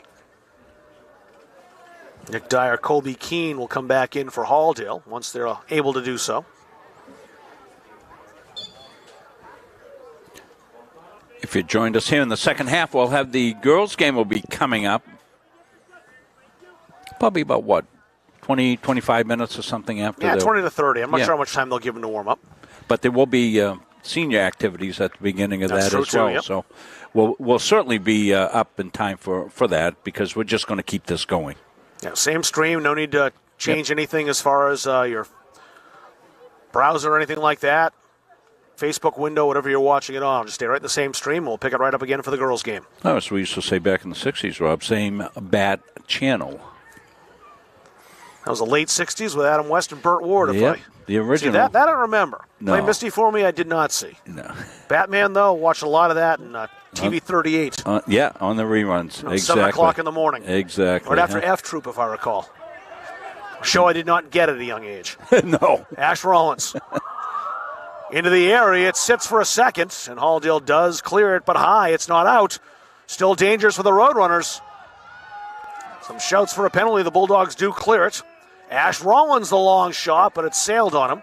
And a goal kick to Halldale, but some nervous moments for the Bulldogs defenders inside the penalty area.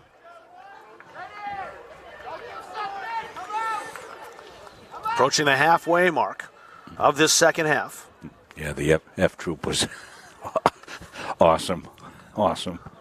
The Fakawi Indians.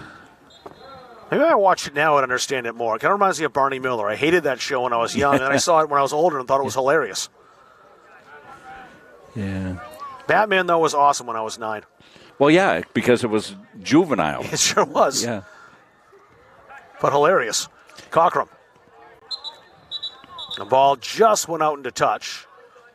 It was going to be a goal kick anyway, and actually, I think Mount Abram benefits here because it's going to be a throw-in for Halldale, and they won't get the velocity on the throw they would on the kick. Won't be able to clear it downfield nearly as well.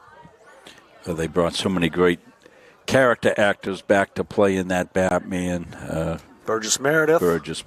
Yeah. Frank Gosham, he was great. I'm trying to think who played the Joker. His name is escaping on the top of my head.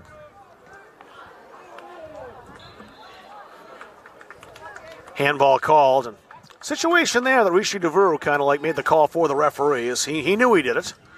I think Charlie Brown was waiting to see if it was actual contact, but sometimes you can tell by the player.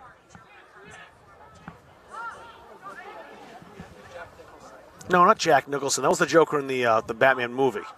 Right. You have to ask about the Batman TV show. But I'm not surprised Chris Wheeler would make that mistake asking Siri, because he definitely wasn't the demographic and around for the old Batman in the late 60s. I think it was Frank Gosham, wasn't it? Gosham was the Riddler. Oh, that's right. He's Eartha the Riddler. Kitt was Catwoman. Yeah, right. Vincent Price was Egghead. I can go on and on, but I can't remember the Joker. Oh, Chris is going to look this up for me. I know he is. Cockrum. Challenged by Bretton Lucas. He's over to try to help Cockrum up. It was a crunching tackle, but a legal one. The referee right there to see it. But it is a corner for the Roadrunners. It's a war of attrition when you play these guys, isn't it? Certainly is. Cesar Romero, yeah, that's what I was trying to remember. Romero, yes. Because he was always in romance movies, and he wouldn't shave his mustache for the Batman movie. They had to put the white makeup over the top of it. You can see it pretty well if you're looking for it. But that was the concession they made. They wanted him to play the part. Yeah, my point was that the Roadrunners will weigh you down, won't they? Is that how we got started in Batman? How about that? Is that how we got started in Batman? I'm not sure how we got there. We're probably going to do cartoons next, folks, so stand by. We got Roadrunner. Oh, boy. This is corner number 9 from Mount Abram. 9-2 in corners, 2-0 on the scoreboard. And again, kind of shows where the ball has been for a lot of the night. Yeah, they weigh you down. That was. They keep possession. They attack. They turn defense into offense immediately. They do so many things well. This Roadrunners team, this might be the year for them. They are the 2-time defending MVC champs. They won the conference title in 2018, so it's been a great run for Darren Allen's boys. All that's missing, a regional and state championship. Well, as you said, Wayne Fleet's been a powerhouse down there for a number of years. Oh, that was a great play down low by Thibodeau. Put back to Ash Rollins, his shot. That time he couldn't bend it on frame. Great work by Thibodeau, though. Now, this year might be the year. Wayne Fleet's, I think, 4 in the standings right now. Still a formidable opponent, but they don't have quite the firepower they've had in the last couple of years. But, when playoff time comes, who knows? The one thing that would happen is if they did play in a game before the regional finals, it would be up at the mountain. It's a long trip for everybody, especially for Wayne Fleets. Oh, great defense, as it looked like Thibodeau was poised to score his second goal. Longley couldn't battle through 2 defenders. And you're never sure what the weather's going to be up there in Salem, but come playoff time. Oh, you're sure it's going to be cold. Yeah, but could be white. Could be. Likely be a night game. It could be anyway.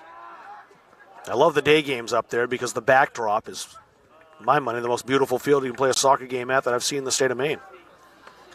Long road to get there. Worth the drive. Wasn't worth it for the Bulldogs last time. They lost 7-0 up there a few weeks ago. A little closer tonight. They've battled. One Abrams possession and the opportunities. They take their chances well, and they've taken 2 tonight. Caden Longley a steal. Bulldogs get it right back. Here's Eldridge. Playing pass with Keegan Carey. Trying to direct traffic. He was looking to go up the sideline to Nick Dyer. Dyer's open now, but he wasn't a second ago. Colby Keene won't get to it. Carey with a trap. And they'll call the foul on Peyton Mitchell. He'll get a talking to from referee Charlie Brown. See if the Bulldogs can work something here. Carey will take it. Junior setting up left-footed. Low drive on goal, forcing the keeper Logan Doobie into action. A little bit of a challenging ball on the mist and the wet turf, but no problem at all for Doobie. I'll say he's only allowed 2 goals all year, but I'm not sure that's true because he splits time sometimes with Trey Reed, another very good keeper in his own right. So I'm not sure who's let up either of the 2 goals, if it was one keeper or they split the one each. Another corner here from out Abram.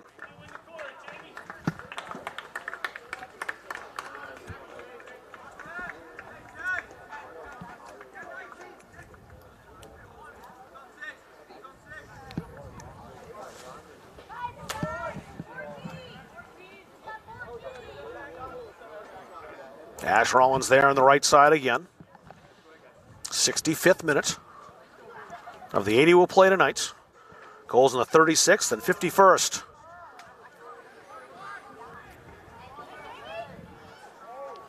And a goal kick now for Halldale. Great effort by Mount Abram. That was Jamie Herring who set up a goal. He got an assist earlier on tonight. There's too many Halldale players there. Bear Rollins back in. Killian Pillsbury re-entering. Jackson Olsen back in now for Halldale. Thomas Murch is back out there as well.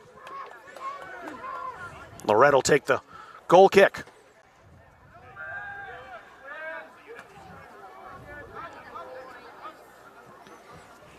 Nick Brown has re-entered as well.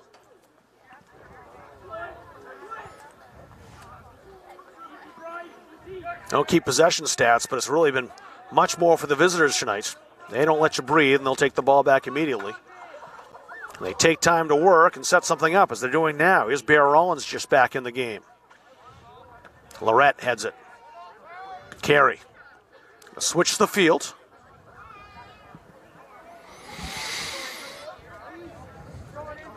Rother.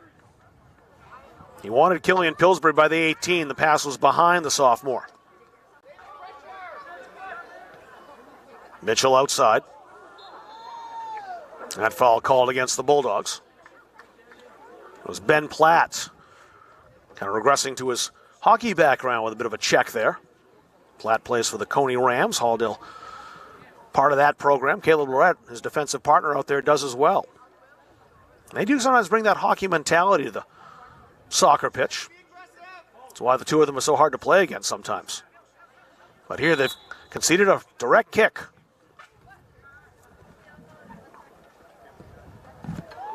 That skies over the crossbar and doesn't trouble Ben Nathan, the Halldale keeper. But the ball staying at the correct end, if you're looking at this from a Mount Abram perspective, as they have the 2-goal lead. We're down under 14 minutes. Time starting to get very short for Halldale.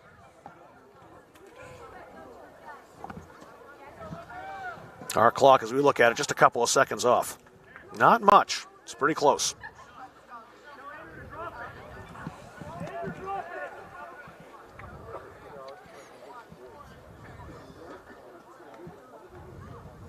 It's a throw-in. Bear Rollins is over to take it.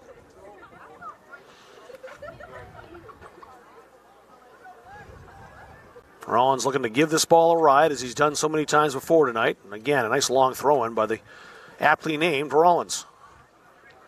He is strong. And the first time the Halldale kids played against him, I remember them saying there's a kid named Bear on this team, and he plays exactly like that. The thing is, though, he doesn't. He's not vicious overall. He's a player who still stays within himself. But he is big, he is strong, he is powerful, and he's intimidating out there on that usually left side. He's over there on the right earlier. Rollins calling for the ball now. Bear and a nifty touch to Peyton Mitchell. Great tackle, though, by Lucas. He went down low. One of the 5 seniors being honored tonight by the Bulldogs, Brett and Lucas.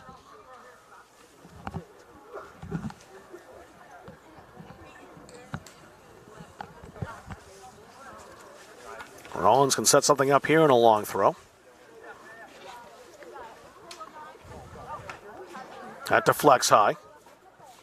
Stays in play. Eldridge is there. Rollins out-jumped him. Mitchell pops it high, and a little basket catch for Ben Nathan.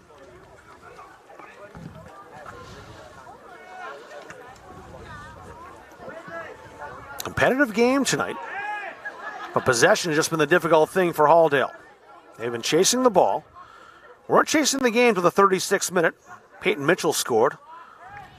That started on a direct free kick set up by Thibodeau, who just kind of caught the Bulldogs' defense unaware on a direct kick. Just rolled one into Mitchell, and Mitchell didn't get much on it, but did enough to bundle it over the goal line. Then Mitchell returned the favor to Thibodeau in the 58th minute to make it 2-0. Sam Cochran back in. Quality minutes for Jamie Herring, the sophomore. He'll come off.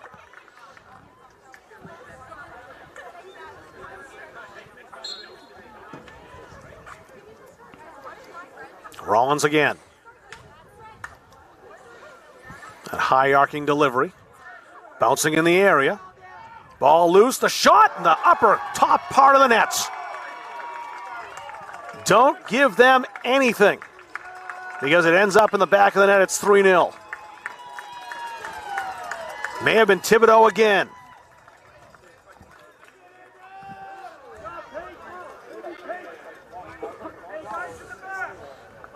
It was set up on the long throw. The Bulldogs couldn't clear. We'll see how this ends up in the goal.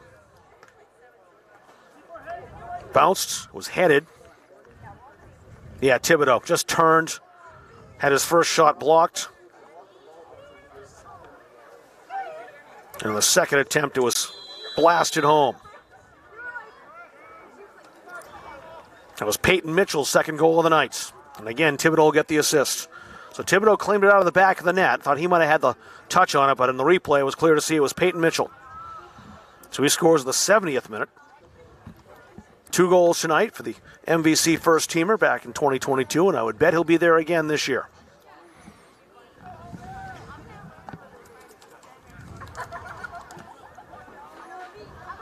There's been different players on each night. Thibodeau had a hat trick in the first game. Bear Rollins scored a couple of goals against the Bulldogs last time. So did Sam Cochran. Cochran and Rollins, to this point, held off the score sheet. Thibodeau's got a couple of goals, 1 goal rather, and 2 assists. Listen, Peyton Mitchell has done the damage mostly offensively with 2 out of the 3 Roadrunners tallies.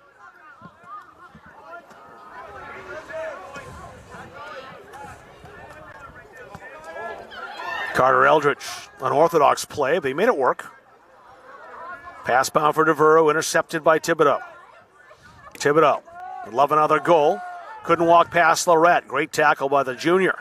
There's a shot down low, and Nathan had to be very alert to keep Caden Pillsbury off the score sheet. As the sophomore, he's got an eye for goal. 10 goals on the season. Tried to slip that underneath the senior keeper, and Nathan up for the task.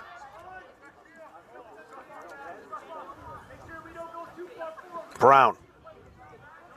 Brown on the run, chased Ross there. Ross came back in after the goal. Mitchell out wide. Pillsbury's there. Nifty turn by Pillsbury. He's gotten by his defender. Got by one, won't get by a second.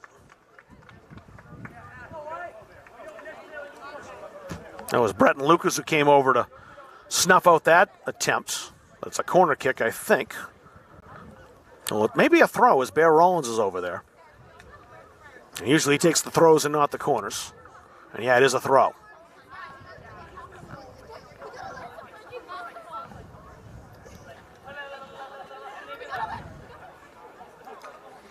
Give me a chance to do it again for Mount Abram. The Bulldogs clear it this time. DeVero in trouble. Played that back, and possession regained by the Roadrunners. Played into the area again. They were trying to set up Killian Pillsbury. It was a little too far, and Lorette got there first. Handball called on DeVero.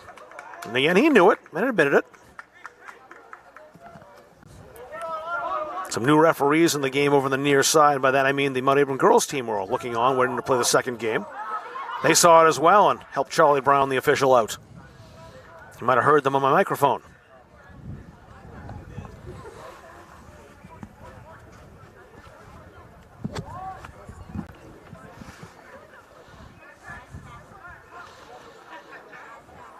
Bouncing high, Brown is there. But Abram just doesn't give any chance to rest on the ball. Bryce Wilcox again defensively. Over to set the tone. Now played long to Vero. Won't catch up to this. A throw-in to Mount Abram. About to play the 73rd minute into the 74th of our 80 minutes tonight. Roadrunners 7 minutes away from being 11-0. I have to ask Darren Allen if that's their best start. I'm not sure it is. I mean, they've had some competition in the MVC from Halldale, from Monmouth. Of course, Moranicook in the conference this year. But no one's been able to put a blemish on the Roadrunners' record yet. And the Bulldogs don't look like they'll do so tonight either. We have to be quite a change in fortune over the next 6.5 minutes for that to take place. Wilcox concedes the throw. He'll wait for his teammates to get back in position. Merchant Olsen back in for Halldale.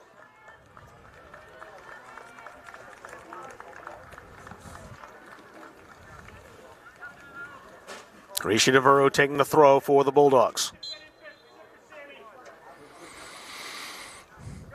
Olsen. Too many defenders. That was Thibodeau back. Carter Eldridge has some time here. A bouncing ball skip past Keegan Carey.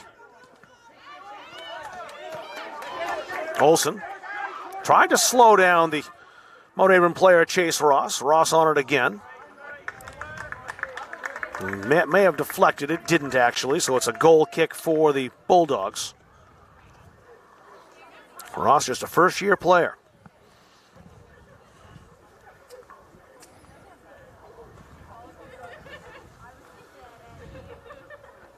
Coming up after the game tonight, we'll have our Northeast Nutrition Energy High Energy player of the game this evening. That'll go to the Halldale player who'll play with a great deal of energy tonight. Few we can choose from. The energy level's been high for the boys in black. And also the Caps' Pizza player of the game. We'll award that at the end of this contest as well to the Halldale player we judged to have been the Bulldogs player of the game tonight. And won a free 10-inch one-topping pizza from Caps'. High energy player wins a drink from Northeast Nutrition and Energy. How many seniors? Ben Nathan, a great save there from Pillsbury. Jeez. How many seniors? 5 seniors? 5. You might give an award to the seniors tonight. Split the pizzas and the drinks. We could do that. I think we might do that, Rob. That sounds good to me. On senior night. A pizza and an energy drink party for the seniors. I'll let them fight over the drinks and the pizza. We'll just give them to them. I'm sure Susie Brennan and Chad and Glenn down at Capsus won't mind a bit. Probably not. Nice feed into the area and played very well by Waller to come out and take away what looked like a golden opportunity as Ash Rollins crept in and Thibodeau set him up.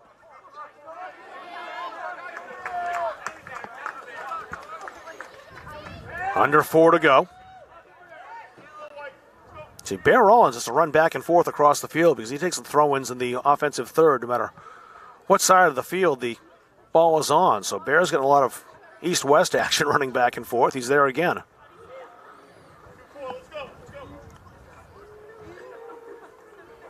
You see why. Yeah, you can launch it. Battle going on here. Carter Eldridge just shielded off the ball. He wasn't going to get past Peyton Mitchell.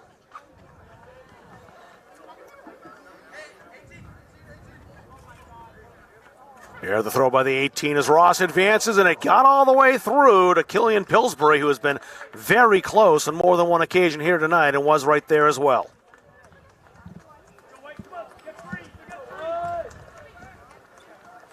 No matter what, the Bulldogs played this Roadrunners team a lot tighter than they did up in Salem a few weeks ago. 7-0 that night.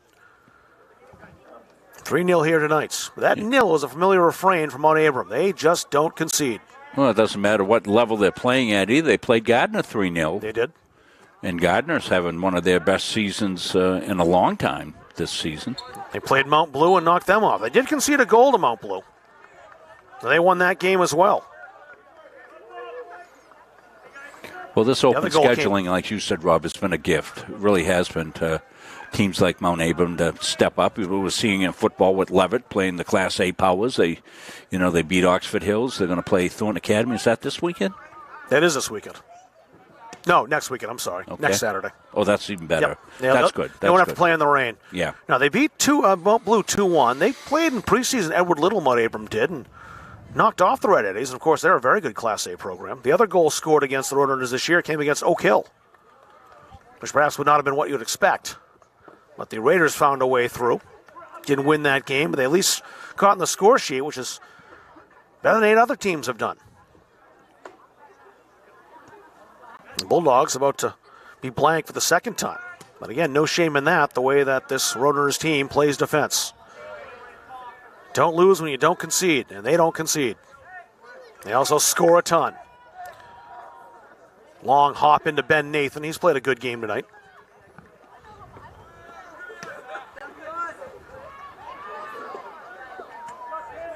Brave header by Cam Frost Gray with that up in the lights.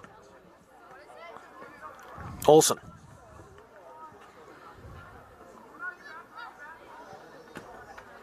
Almost claimed by Mitchell. Roadrunners have it anyway. Up toward Cockrum.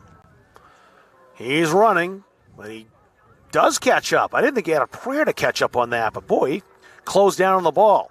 Lost possession, but great hustle by senior Sam Cockrum. Under a minute to go. I would love to see this Mount Abram Roadrunners team, if the Bulldogs aren't going to make the long run in the postseason, they'll go on record and say, I'm rooting for the Roadrunners. I would love to see them get that first gold ball. It's an easy team to kind of support and look and root for. They play hard. They're physical, but not overly so. They have plenty of skill, plenty of talent. And the work that Darren Allen has done building this program, it's been outstanding. I know a lot of folks down here in Farmingdale would say similar things about the respect level they have for the Mount Abram Roadrunners. They'll get their 11th win tonight. It wasn't easy, but well earned by the boys from the Carabasset Valley, from Strong, from Salem, from Eustis and Stratton. And they hear it from their traveling fans. Many came down to see this game under the lights tonight. And they take a 3-0 victory over Halldale to go to 11-0 on the season.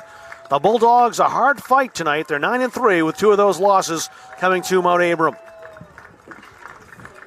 So we did award our Caps' Pizza and our Northeast Nutrition High Energy Player of the Game. Caps' Pizza Player of the Game to the seniors. And the Northeast Nutrition and Energy High Energy Player of the Game to the Halldale seniors as well. We'll name off those 5 seniors. Goaltender Ben Nathan. Forward Nick Brown. Midfielder Bretton Lucas. Forward Nick Dyer. And I missed one here someplace. There he is. Forward Rishi Devereaux. So your seniors for the Halldale Bulldogs, the players of the game, the high energy players of the game tonight. They got plenty of minutes, all 5 of them. And they've earned those awards for their play tonight and other nights for the Halldale Bulldogs. So what we'll do is we'll take a short break here, and we'll come back, and it'll be girls action here at Farmingdale. Same 2 teams, Mount Abram and Halldale. They're coming up next. Final score here tonight. Mount Abram with a win tonight. 2 goals from Peyton Mitchell, a third from Morgan Thibodeau. They win 3-0. They're 11-0. The Bulldogs 9-3. We'll take a break and be back for the girls game About a half hour or so, 20 to 25 minutes, maybe 30, check back in. I'm not sure how much time they're putting up on the board, but the girls' game is coming up next on Muncie Media. Yeah, I'll just let folks know. We'll overlay the clock once it starts to tick down right on this screen so everybody will know when it's going to come back.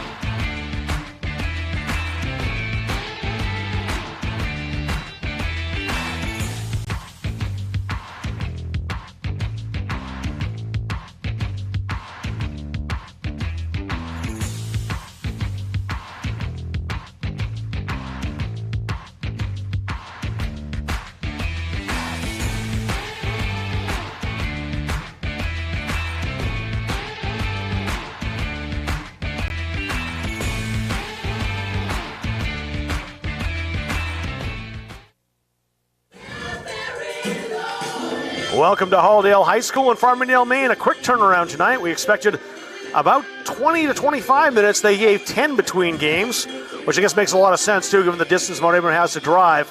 Halldale girls coming up. We're going to stay here because the senior night presentation here as well.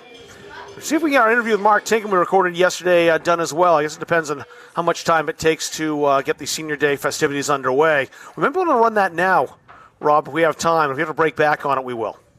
Okay, let's do it.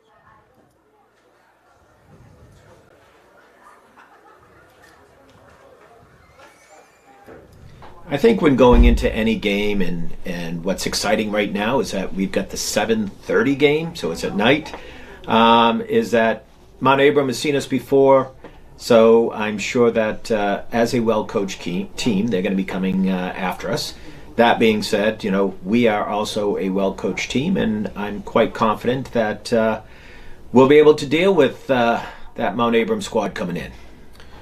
So they'll be looking at a different formation. So when the first time that they saw us, we were running somewhat of a 4-4-2. We've switched things up. We've switched personnel around. So they're going to be getting a different look. I would assume that they may have changed things around as well. Our field is a little bit larger than theirs, so that's going to, I think, complicate things for them. But, I think with our formation, hopefully we're going to have a huge crowd where we have a 4x4, boys JV, girls JV, boys varsity, girls varsity. We should have a huge crowd to cheer us along. Coming off our last win, it was an Oak Hill squad, and they are coming off from some turmoil. Honestly, we kind of used that as a practice type of event. We worked on communication, we worked on passing lanes, we worked on crossing. So I think whereas honestly yesterday, which was our last game, which was more of a practice, we were building upon that for tomorrow night versus Mount Abram. So what I would say is we have 11 people on the field. Everybody on the field is a contributor. We don't look at top, we don't look at bottom. For a team to win, you need contributions from everybody on the field. Good evening, ladies and gentlemen. Welcome to Halldale. It is senior night.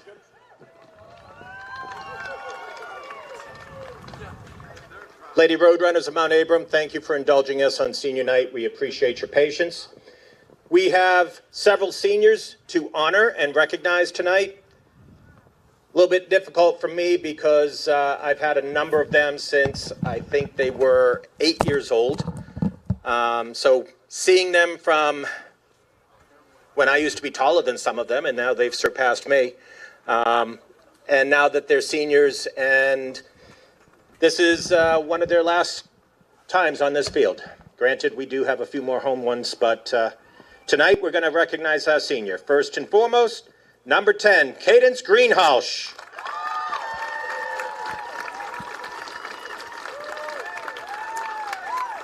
Cadence, KJ, is the daughter of Kevin Greenhalgh and Laura Gibbons. She is the older sister of Corrigan and Elijah. KJ will attend St. Lawrence University in New York and will major in biology and plans to become a veterinarian. KJ's favorite memories of the team are of team bonding that has taken place and the opportunities to make each other laugh.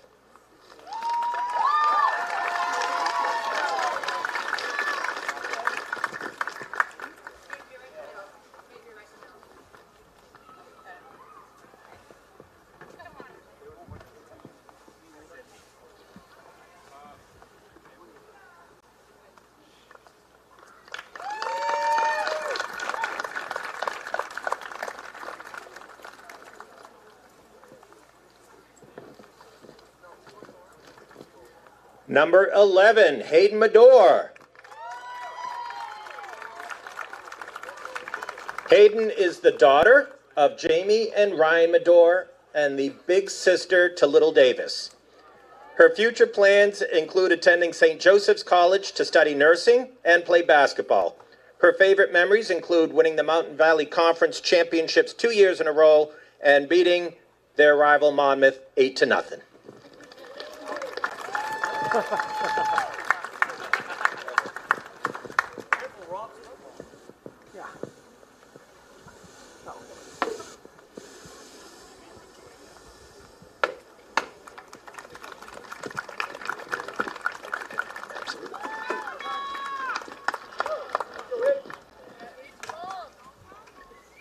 Number 12, Jenna Lee.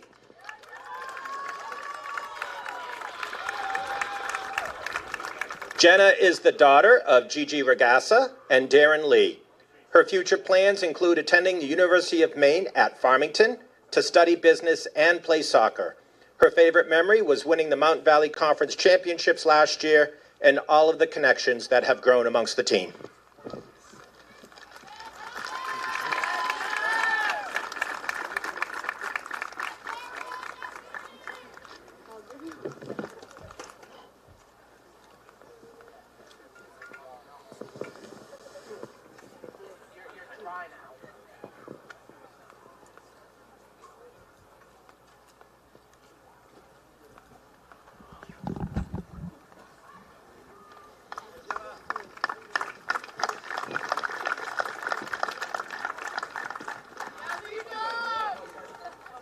Number 13, Zoe Sewell. Zoe is the daughter of Megan Bowden and Tim Sewell. She is the middle sister of 3 girls, her sisters being Emma and Sophie. Zoe will attend Simmons University to study psychology and play softball. Her favorite memories include winning the MVCs and the friendships that have developed from playing soccer.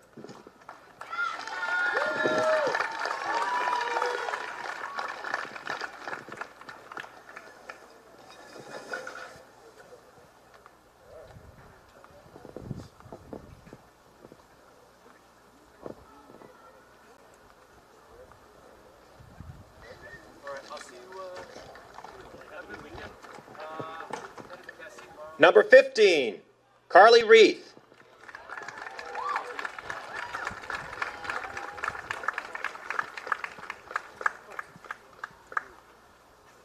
Carly is the daughter of Caden and Hesper Reith. Her future plans include attending Bowdoin College to major in pre-med. Her most prominent memory is from practice 3 years ago when a rabid fox chased the team off the field and bit one of the coaches. Carly. Oh, thank you.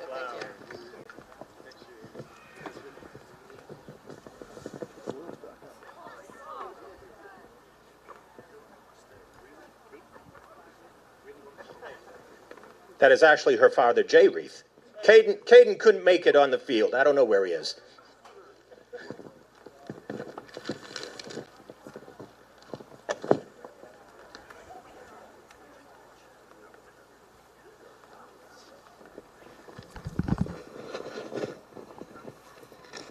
Number 16. Sorry, 18. I don't have my glasses. Forgive me. Isabella La Salento.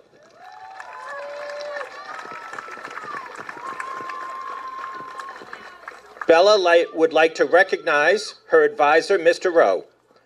Her future plans include going to college to major in marine biology and become a shark biologist. Her favorite memories include team dinners and breakfasts.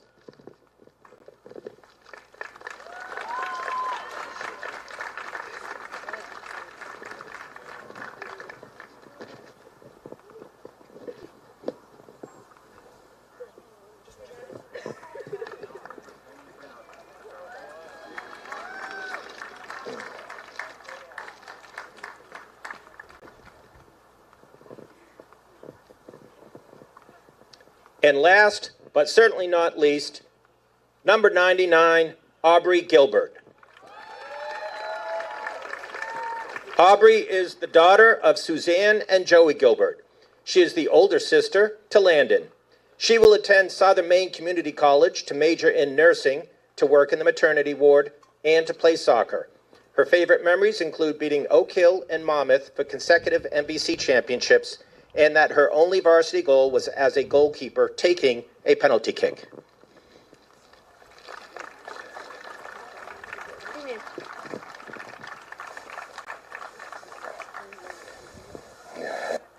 Still get a little bit more time.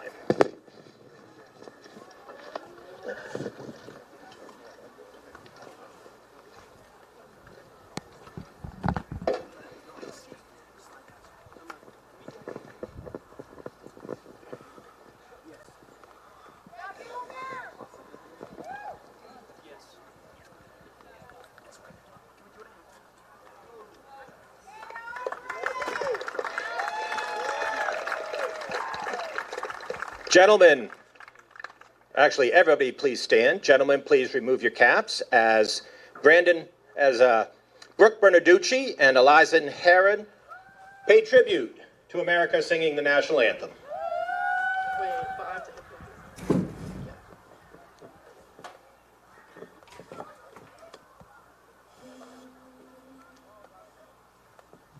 Oh, say, can you see by the dawn's early light what so proudly we hailed at the twilight's last gleaming, whose broad stripes and bright stars through the perilous fight o'er the ramparts we watched were so gallantly streaming, and the rockets' bright glare, the bombs bursting in air, gave proof through the night that our flag was still there.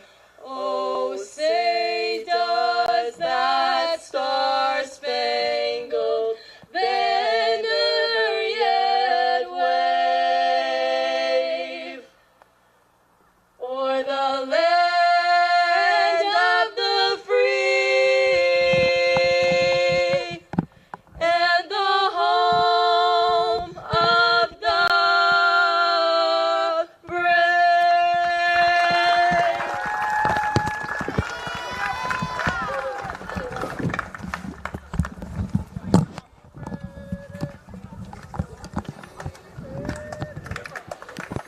So we're set to go with the second game of the night tonight. Halldale and Mount Abram, the Bulldogs. Home side tonight, coming in at 6-3. They're in fourth place in Class C South, coming off an 8-0 win at Oak Hill on Wednesday. Marie Benoit, Julia Knott, Hayden Medor each scoring twice. Lucy Gray and Mackenzie Olsen also having goals. Mount Abram 3-6-1. They're 6th in Class C South. They're coming off a strong showing on Wednesday, winning big over Spruce Mountain 5-0. Mackenzie Contreras scoring twice. Ebby McCarty, Bailey Haynes, Celia Rose, they all scored goals as well. And Jenny Pepin, perfect in goal, making 6 saves. It's the second win on the season over the Phoenix. Take a look at the starting lineups tonight. I will grab my binoculars while we're doing that.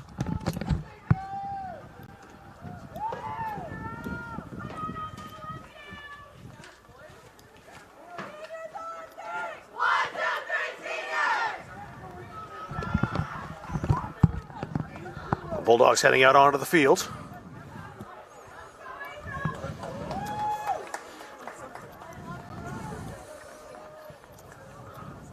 A couple ceremonial starters as well, too. What they're going to do is have Carly Reith and the goalkeeper, Aubrey Gilbert, start tonight. Here's the starters you'll see as the game kind of progresses. But they have a ceremonial start. They'll kick the ball out of bounds. This is how we'll see the teams line up. I mentioned Mackenzie Contreras, so we'll have to keep an eye on her as well, as she's got a couple of goals against Spruce Mountain. He's one to watch. For the Bulldogs, Hayden Medor from that attacking mid position sets up and puts in a lot of goals. She, Jenna Lee, and Marie Benoit. A very powerful offensive attack. And that is booted out to the sideline and allowed to go out into touch. And the subs will come off. Carly Reith injured her knee, was out for the season. She will be back for track, though, which is her big sport. She wants to do that in college. You might have heard that mentioned, that she'll be playing or trying to continue her academic career at Bowdoin College. Bella Localento also getting a start tonight. So the ceremonial start is over. Starting lineups, it'll be Sierra Gibbons in goal tonight for the Bulldogs. Janie Pepin, we mentioned, the junior. She's starting for the Roadrunners. So we're able to starting in possession here as they get the throw. The Roadrunners wearing the white uniforms, yellow numbers. Halldale with the black uniforms and red numbers.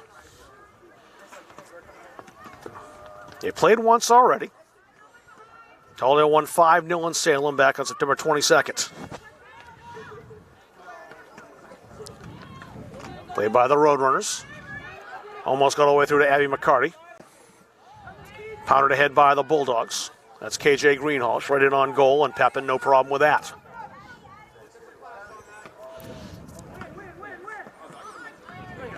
Lador knocked that ahead. Was belted away nicely defensively. That's number 5, Carson Rolbecki.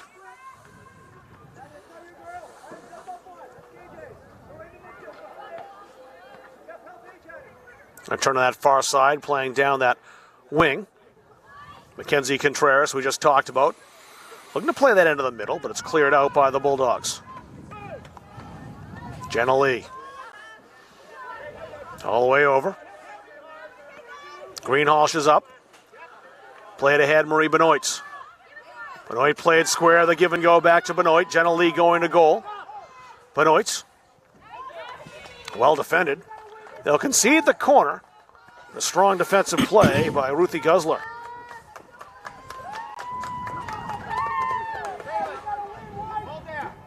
Marie Benoit taking the corner from the left side.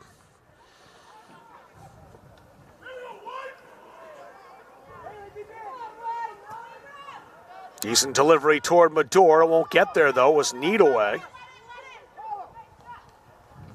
Saved by the Bulldogs. Plenty of space, though, as Benoit can take aim once again, and did. Down in the area. Can the Roadrunners get it away? They can. Right back in from Greenhalgh. Sean goal. Pepin to claim.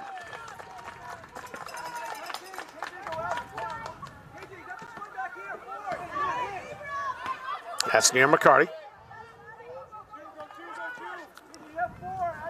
Guzzler played that into the middle. Now the Roadrunners try to bring it back. Autumn Polk, the junior, number 15. Looking for Contreras.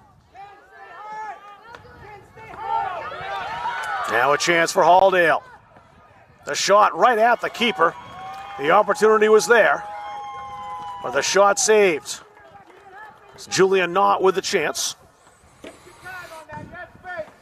Knott had 2 against Oak Hill on Wednesday in the Bulldogs' victory.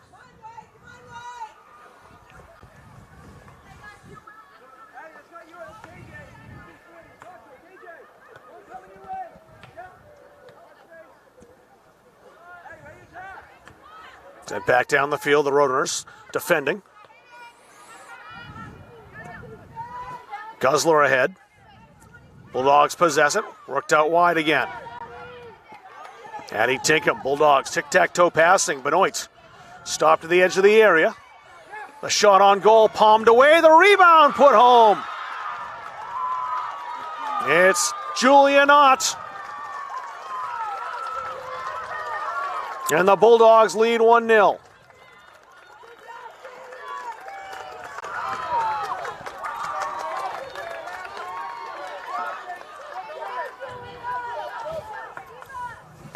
Pretty passing by Halldale. Benoit started it. Pepin made a nice save down low, but the rebound right there. And Julia Knott made no mistake. Continues to her hot play. Scoring here tonight. Nice through ball as well from Tinkham. Addie Tinkham started that really, and then it's played well on the edge of the area, but Benoit just got away. Nice shot. But here's Knott arriving on side and finishes.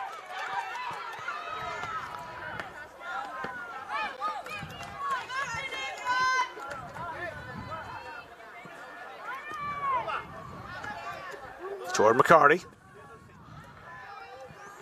Addie Tinkham won't catch up to this. It's a throw-in for the Roadrunners. Ruthie Guzzler drying the ball off. The mist has been a little more steady. Really kind of picked up in the second half of the boys' game. That field is a little slick right now.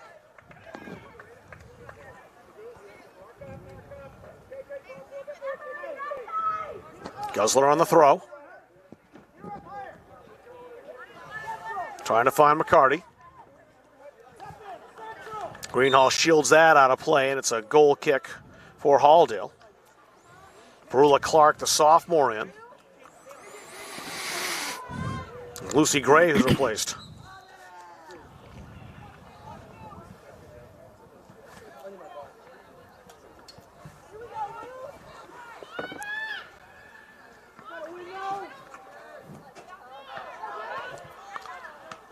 Jenna Lee played that back. Marie Benoit bearing down on this. It's a foot race, and out comes the keeper, Pepin, bravely down low to take that away from the on-rushing Marie Benoit. Benoit, the 2022 MVC Player of the Year, had a couple of goals against the Roadrunners last time they played. Scored twice on Wednesday against Oak Hill as well. McCarty. Played square. Mador stole. Poked past Guzzler by Tinkham. And it's a throw-in for the Roadrunners.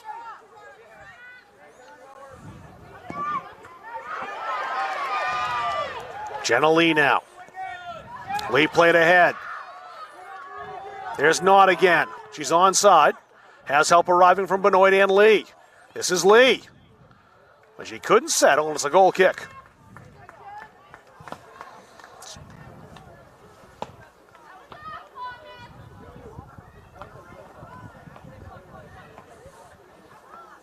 Bulldogs throwing the same kind of relentless pressure in the early going that Mount Abrams boys showed. They got an earlier goal than the Roadrunners did. Roadrunners' goal came late in the first half. The first of the three that they scored.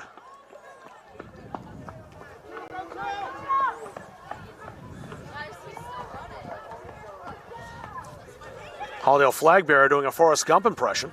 She's going to keep on running and running. Went all the way down the track. That was going to do a full lap. Oh, nice tackle in the area by the Roadrunners. That shot in on goal. That was Carson Robecki who made the defensive play, and it was a fine one too, taking a scoring chance away from Halldale.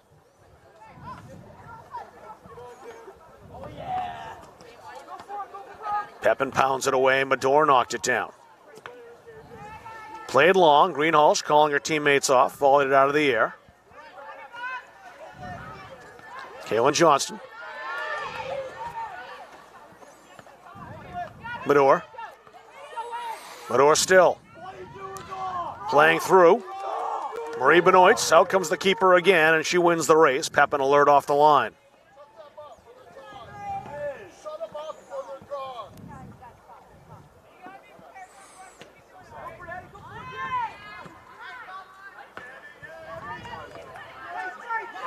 Taking one up high. She's on the ball now. Greenhalgh using her height. Perula Clark got her first touch. Guzzler knocked that away. Autumn Polk was there for a moment, had possession, but lost it. Mador. Benoit. Benoit's got some room on the left flank. She'll head over there. That's a corner kick.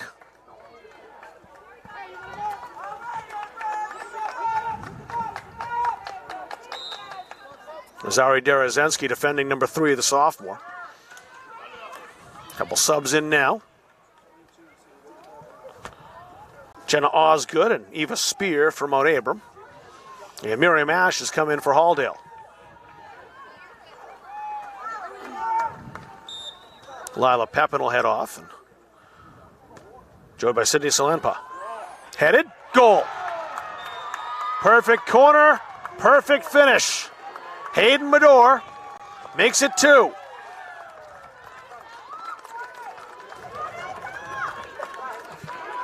The goal in the 10th minute. And Mador, the senior, scoring on senior night. She was an all-conference player last year, scored twice against Mount Abram last time, and has one here tonight. And Mador and Benoit have worked that several times. Sometimes it was Benoit to Mador, sometimes the reverse.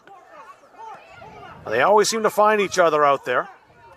Take them back to Greenhalgh. She'll fire it over toward the touchline. It'll be a Mount Abram throw. Here's the goal on the corner.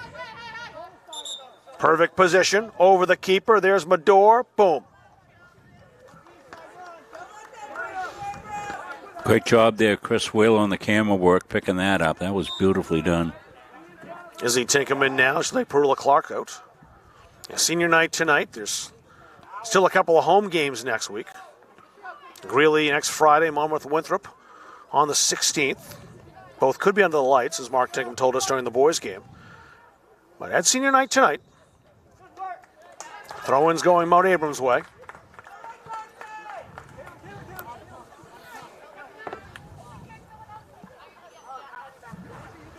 Abby McCarty's going to take the throw. Or the kick, rather. There was a foul called against the Bulldogs, not a throw-in. McCarty gets us back to open play. Johnson had it. Greenhalgh does now. Bounces all the way through to Izzy Tinkham, the freshman. Popped that up high. Actually, scratches. Maya Hammonds who came in 5. I think Tinkham came in as well. She did. So 2 freshmen, Izzy Tinkham in the midfield. Maya Hammonds up front.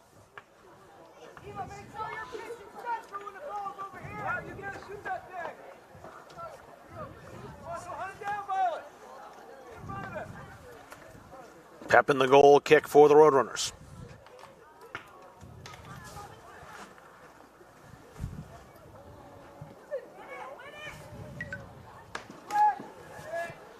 Halldale relentless on the attack. Izzy Tinkham was there. She's got it now toward Hammonds again. Hammonds seeing some room down that touchline. Trying to outpace the defender. He's played well over there by Mount Abram.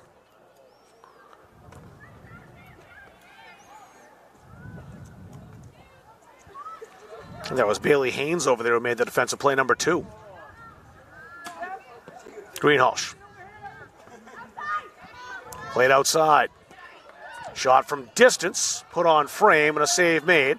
Addie Tinkham up to take her opportunity. Try her luck.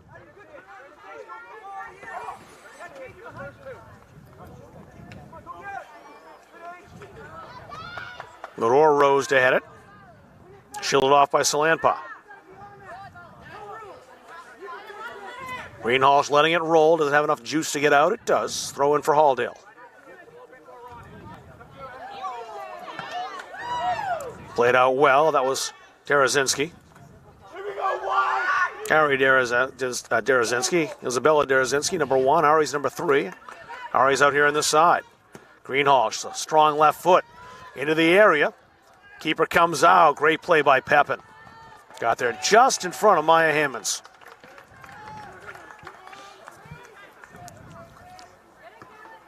Johnson heads that ahead. Greenhalgh. Great stop. That was bound through from Marie Benoit. It would have gotten there as well if Derazinski hadn't made the play. Benoit. Benoit has Violet Clark going to goal.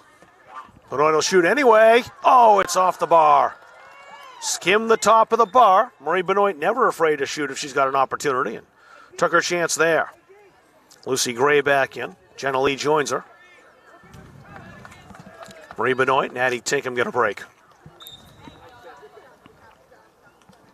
Julia Knott and Hayden Medore the goals so far tonight for Halldale.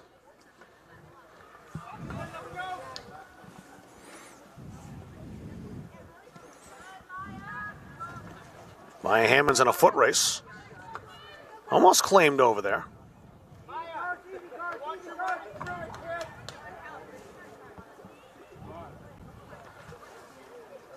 And Rebecca made the defensive play to keep Halldale back for now.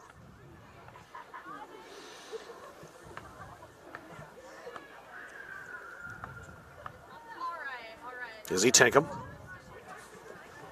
It's about Abram throw this time.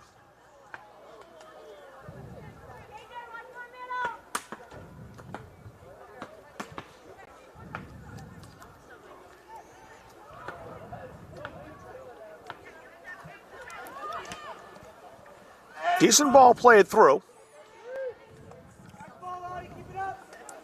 They're trying to set up Abby McCarty. 2 defenders there, though, prevented the ball from getting to her.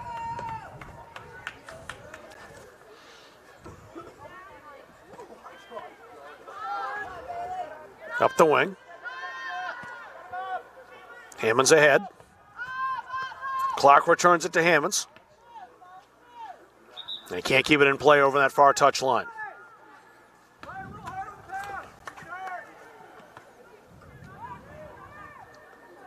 As he take him there, the Roadrunners get it first, trying to play McCarty through once again. Johnson steps up to work that away. Jenna Lee spinning past Derazinski. Lita Medore. Couldn't play that through, well defended. That was Rebecca again. Carson Robecki, the senior number 5, has made a couple of good stops back there on the back line for the Roadrunners.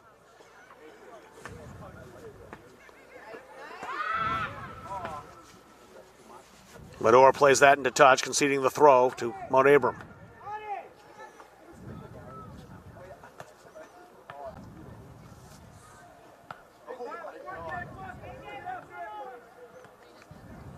Eva Spear. Bulldogs a second chance to clear. They'll look to go over the top. Hammond's trapped it, knocked it down. Tinkham's there too. Tinkham still battling. A foul called on Tinkham. That was Spear, I think, who went down. It was. And a free kick to Mount Abram. Jessie Willie about to check in for Halldale for the first time, the sophomore, number 4, when she gets the chance to do so. Clark. Lee's on the run. Robecki got there as well. Greenhalgh to Lucy Gray. Medor toward Lee again. Cleared away. Greenhalgh steps up. Playing that toward the goal. We go just wide. Thought for a moment she might be able to connect with Maya Hammonds, but it bounded away from the freshman. 17 minutes. And Jessie Willie in now.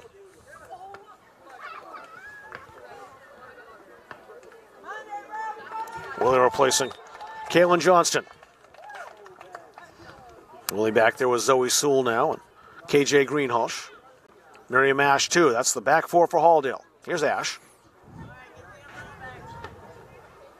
Izzy Tinkham. Foul this time called against the visitors and a free kick to Halldale.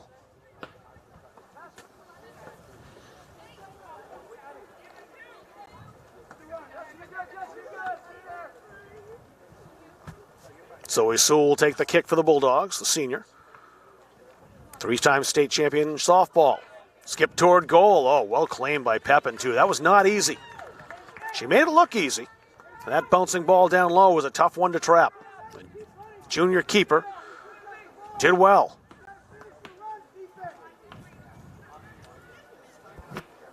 Jenna Osgood. And played ahead. Trying to find McCarty. Played outside. That was KJ Greenhalgh defending. Maybe something here for the Roadrunners. Contreras. Bulldogs have kept her from possession tonight. Oh, nice block. That was Sewell, never afraid to get in the way. She's a catcher in softball, so she's plenty used to playing a position where contact's required. Marie Benoit back in. Julia Knott. Addie Tinkham returning. And Emmeline Nichols, the freshman, in.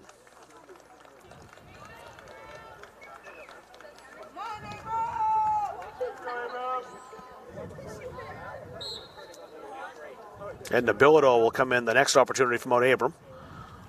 Freshman entering for the first time. She'll come in now.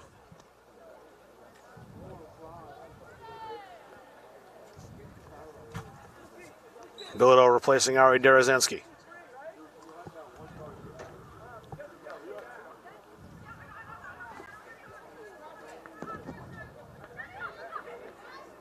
Contreras. Nice ball through. The Bulldogs defended it. Contreras right back on it. Nichols trying to work it outside.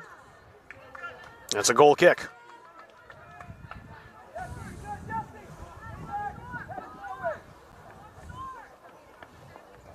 Now Sierra Gibbons, the goalie tonight, the sophomore. Deferring on the goal kick. The Bulldogs will play out of the back.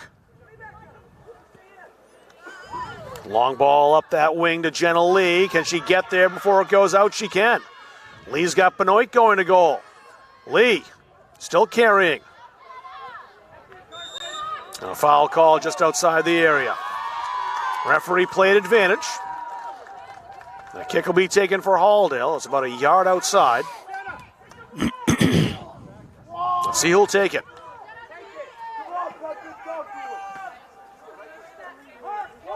Jenna Lee is stepping up to take the shot or the attempt. I bet she'll shoot this. She does have some teammates in the area. Here's Lee. It was more of a pass, fed into the area. And a shoe went flying, it looked like. Good fight in the midfield. Jessie Willie was there. It's taken past her, and now long shot by Medor, saved nicely by Pepin again as it's starting to rain a little more. And rain's coming down a bit here.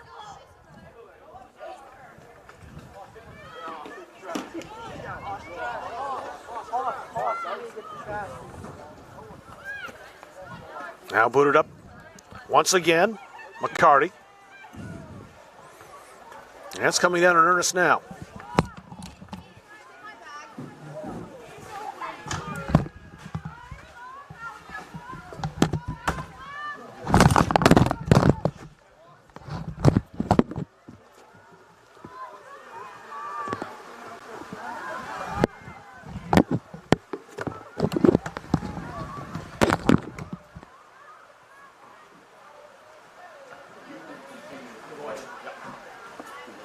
Yep, I will. Still over here. So that sound you heard was me taking off my headset and getting inside and out of the rain, which is just the skies have opened up here. So I'm going to call it from inside. Got a cover for the camera so we can keep our broadcast going. Didn't think we'd have to deal with any kind of heavy rain, but here we are. And one more thing as well. I'm going to get some light for myself. So there'll be a bit of a gap without commentary for a second. I'll wait until this Halldale play is over.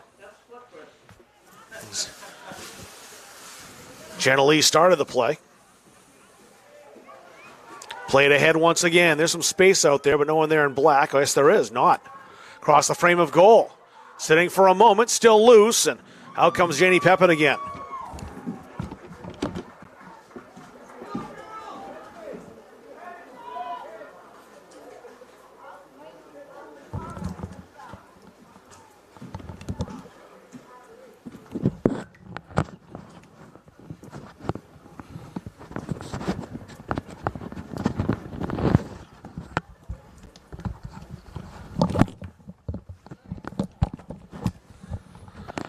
So hoping that's just a brief shower. Looks like it might be. Looks a little lighter. I'm going to go get the iPad, Rob. I didn't check the radar. Sub coming in now. Sydney Salanpa coming in. Perula Clark back in for Halldale. Now, October weather. We know the rain's coming. Thought we might escape it until tomorrow, but not so lucky. The mist has been coming down all night. Started during the boys' game, really during the JV games.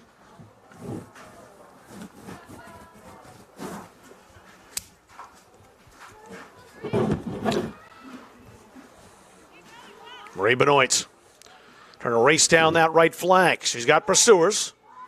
Into the area for a shot and a goal. Great solo individual effort by Marie Benoit makes it 3-0.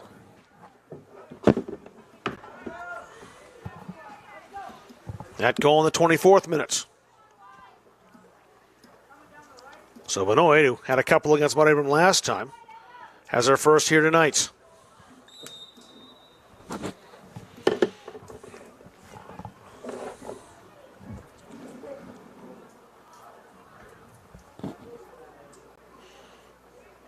Live broadcasting is always fun, isn't it? Kind of changing on the fly. The rain comes down. We all scramble to go inside. You kind of heard the changeover live on the broadcast. I was trying to scramble to get inside. I actually got tangled up with my headset. That was probably the loudest sound I would bet would be heard. I didn't hear. My headset wasn't on at the time. Chris Willis says, yeah, it was loud. He heard it. So he must have heard it as well. So yeah, my broadcast position is inside, right next to Rob Munsing now. And I actually had to put a headlight on so I can see my rosters and spotting chart. The light outside is great. I mean, the field lights light up everything. Inside, not bad, but a little bit darker for me trying to look at the field outside and see my spotting chart as well. And some of the fun of live broadcasting, you just never know. Great hustle to come over on that near side defensively and knock that away. That was Ruthie Guzzler.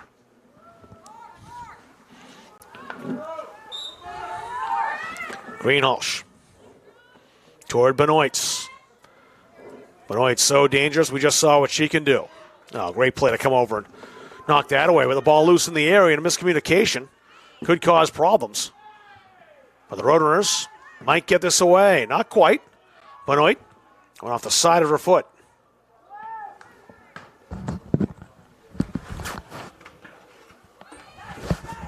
Vega Rollins got it a little ways up the field. Now it's back near the area again, inside the area, in fact. And Pepin comes out to take.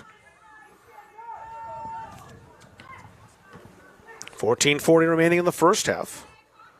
Our clock is pretty much right on. Tinkham.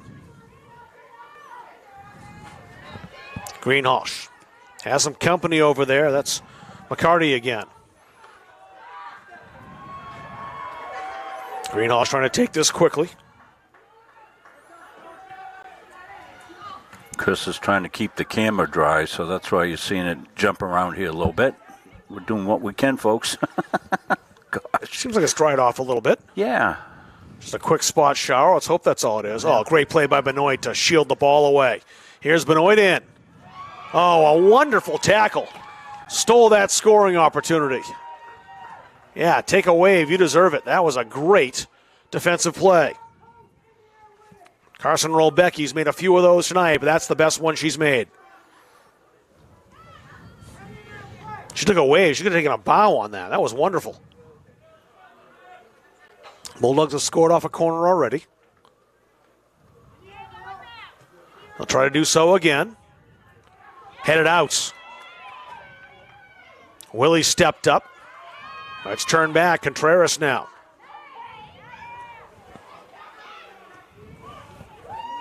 Polk tried to play toward Contreras again. Zoe Sewell pressing into action defensively. Lucy Gray into the area. Bulldogs may have something on here. And another save. Benoit denied again, that time by the keeper, Janie Pepin. Well, I've looked at the weather radar. It looks like that was just a rogue shower going through. I don't see anything in the forecast coming up, so good, I'll go back outside. Things will get improved here. Maybe wait till halftime if you want. I mean, where are we here? 12 minutes. Such a better view out there. Yeah. I'm going to leave it up to you. I'll pass your headphones out if you want. Put them right up front. I better get them, I think. This is a good time to go. It's in the midfield. Be right back, folks. You want the iPad, Rob? Okay. All right. You were hearing another live change. Streaming production here on the fly. We're on the move again. Yeah, people are very understanding here and what we're doing here, and this is, as I said, one of the great places we get to do things from. If we had been anticipating a shower, we have done rainy games here from inside this press box before. It's not a bad view. Played ahead. Maya Hammonds won't get to there. It's Rolbecki again with a great play.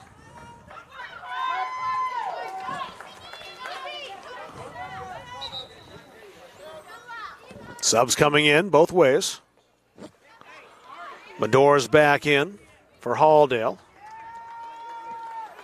Derezensky coming back in for Mount Abram. Ari Derezensky, number 3. You'll see every now and again Chris is wiping the lens down. Benoit to take the corner once again.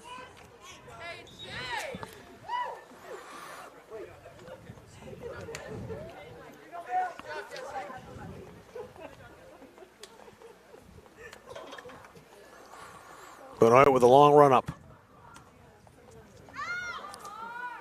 Just over the head of Medor. Trying for a deja vu goal. They scored just one just like that. It was the second goal of the game in the 10th minute. Give me a chance to run now for the Roadrunners. Play it ahead. Zoe Sewell over to break that up.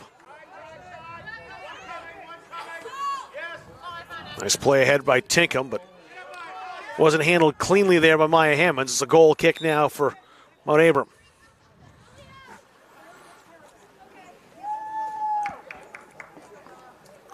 Bella Losalento coming in now. She'll take Julia Knott's position.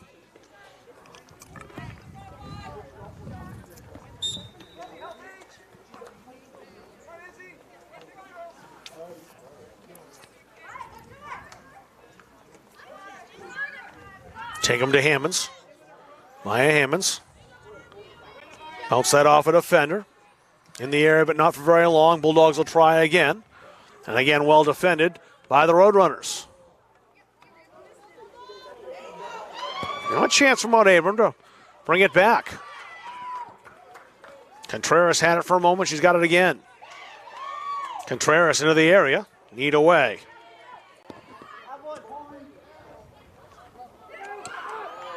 Sewell gets it out of there. Popped right back in.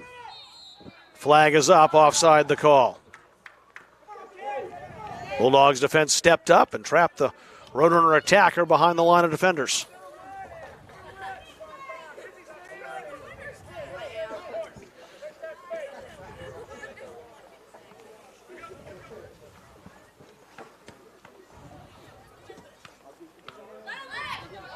That's a Halldale throw.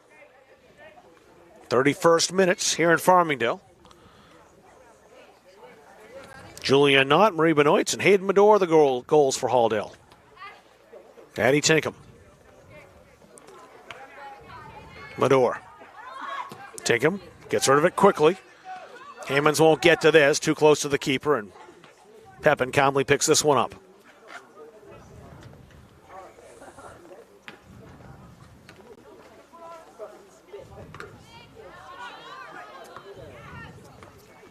Played ahead, slowed down. That's Miriam Ash again. Now Lo Salento. Lo Salento has defender in pursuit, two in fact, and Derazenski pounds it away.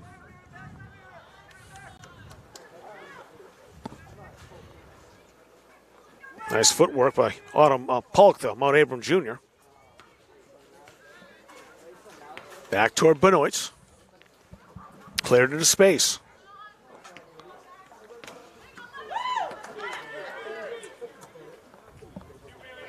Played ahead, some room over here.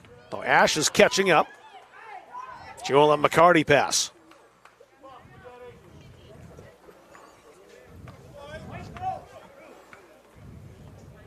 Guzzler up to take the throw from Mount Abram.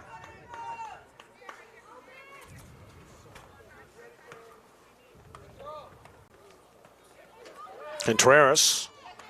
Sewell beat her to it. Izzy Tinkham. Lo Salento. Lo Salento trying to beat her defender. Pass toward Medore, hoofed away. Stays in play though. Izzy Tinkham knocked that ahead. Lo Salento gives chase once again. Nice back heel, but Lo Salento claimed it. Benoit. Medore. The long shot, trying to pick a corner. It's wide. Maya Hammonds tried to chase that down as the shot was far post, but couldn't catch up.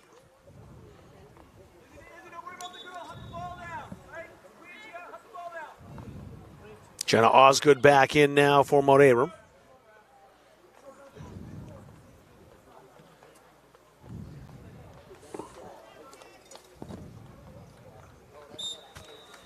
Tanisa Lampa will come off. Hammonds, nice acrobatic claim as she went up high to take that on the bounce. Take him to Hammonds. Hammonds into the area. Benoit, too heavy a touch. It ends up with the keeper, Pepin. Pepin's been impressive so far here in this first half. Really controlled the area when she could. Can't falter on any of the three Halldale goals. That's past Benoit. Johnson heads that ahead. Johnson up in it again, trying to take that off Autumn Polk's boots, and she did. McCarty and Ash a race. McCarty a little more speed. Ash right there with her, though. Great battle. Miriam Ash eventually had the ball and plays it out for a throw. It's going Mount Abram's way. Ruthie Guzzler up to take the throw for the Roadrunners, right near the corner flag.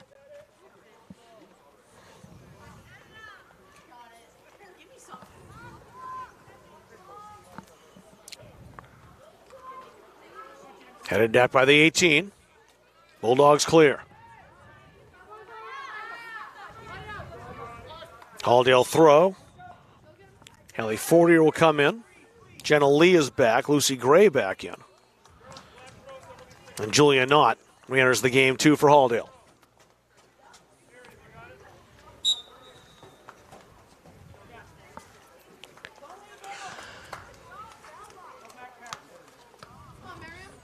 Ash for the throw.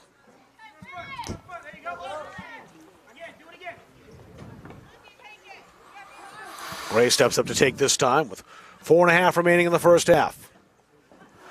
Lee shielded off well. Solid defending by Vega Rollins. Just a freshman.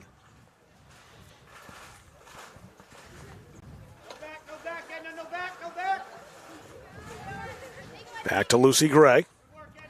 Ash in support. Has one arriving. Got rid of it to Gray.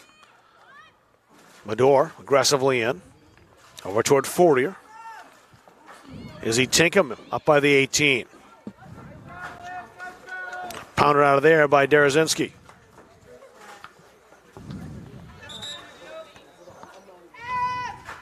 KJ Greenhalgh back in now for Halldale.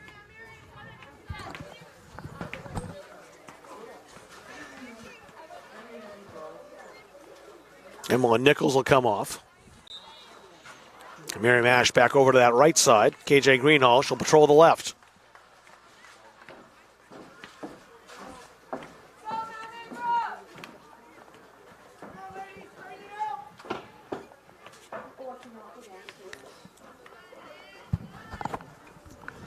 Hayden Medor for Halldale. You have a little space. Put toward the goal, the one hopper, and again, safe hands with Jenny Pepin, who had to be strong on that as Lucy Gray was hoping for any kind of miscue, and Pepin was perfect. Johnston away. Back in on Pepin again. It rolls across the 18 so the junior can pick it up.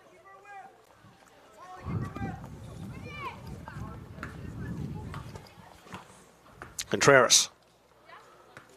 Medor steals for Halldale. Good battle.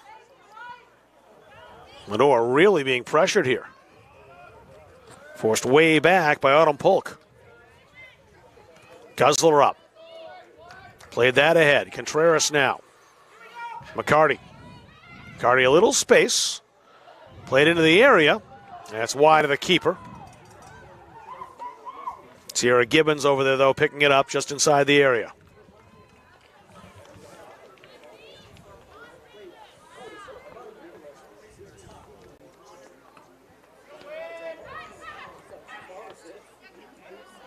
Johnson played that away. Izzy Tinkham. Trying to use her body to shield the defender off, and Izzy turned right around her. Good work by the first year. Played ahead. Trying to connect with another first year. Haley Fortier. Lee bearing down. Has it now for Halldale. Jenna Lee. Izzy Tinkham. Medor. Speculative effort near the goal. Out for a goal kick.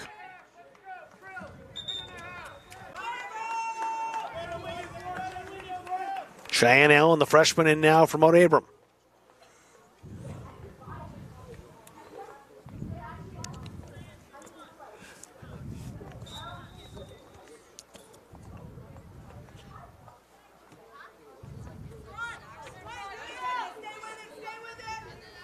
Knott. Nice give and go from Gray to Knott.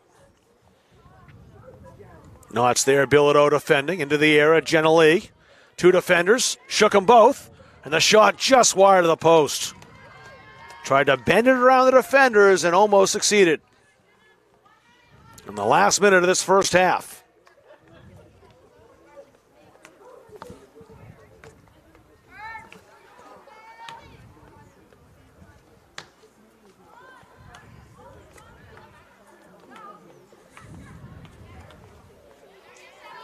Galen Johnston for Halldale intercepts. Hayden Medor. Chance to play through to Lee. Knott will get there, maybe no. It'll go out for a goal kick. I would think Pepin won't be in too big a hurry to take this with just 10 seconds left.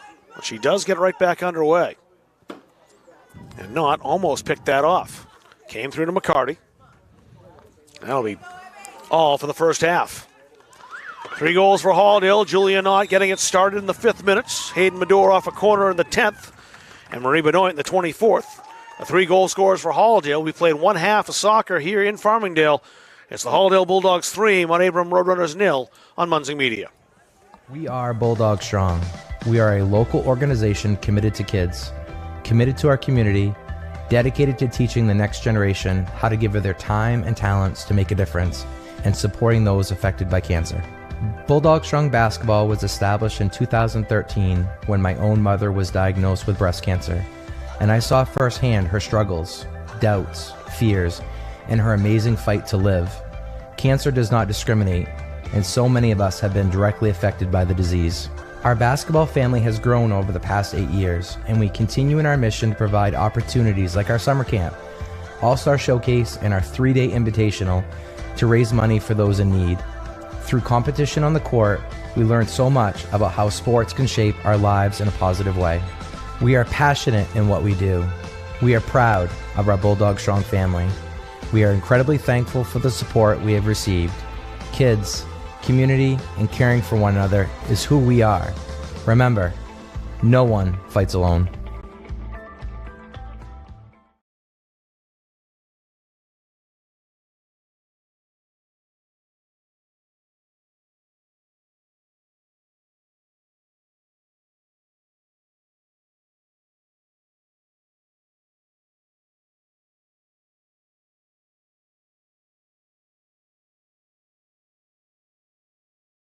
Coaches know you can't win a game without proper planning and execution. Let Gosline Retirement Planning coach you into a confident retirement. Here at Gosline Retirement, we provide that proper planning and help you utilize a step-by-step approach on all facets of your retirement planning. We provide guidance on income planning, wealth management, understanding taxation, Medicare and long-term care, and legacy and estate planning. We pride ourselves on working hard for those who have worked hard their entire lives.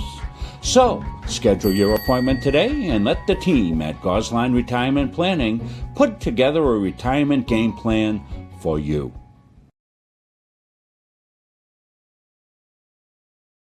Have you heard about free college?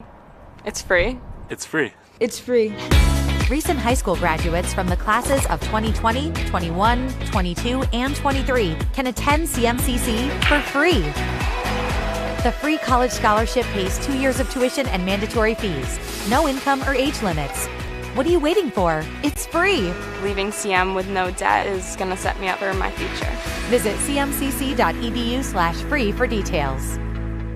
Strategic Real Estate Services, serving all buyers and sellers. 2 locations, 335 Water Street, Gardner, and 83 Kennedy Memorial Drive, Waterville. From residential to commercial, solutions and strategies that equal results for you. Visit strategicreservices.com or call 485-1105.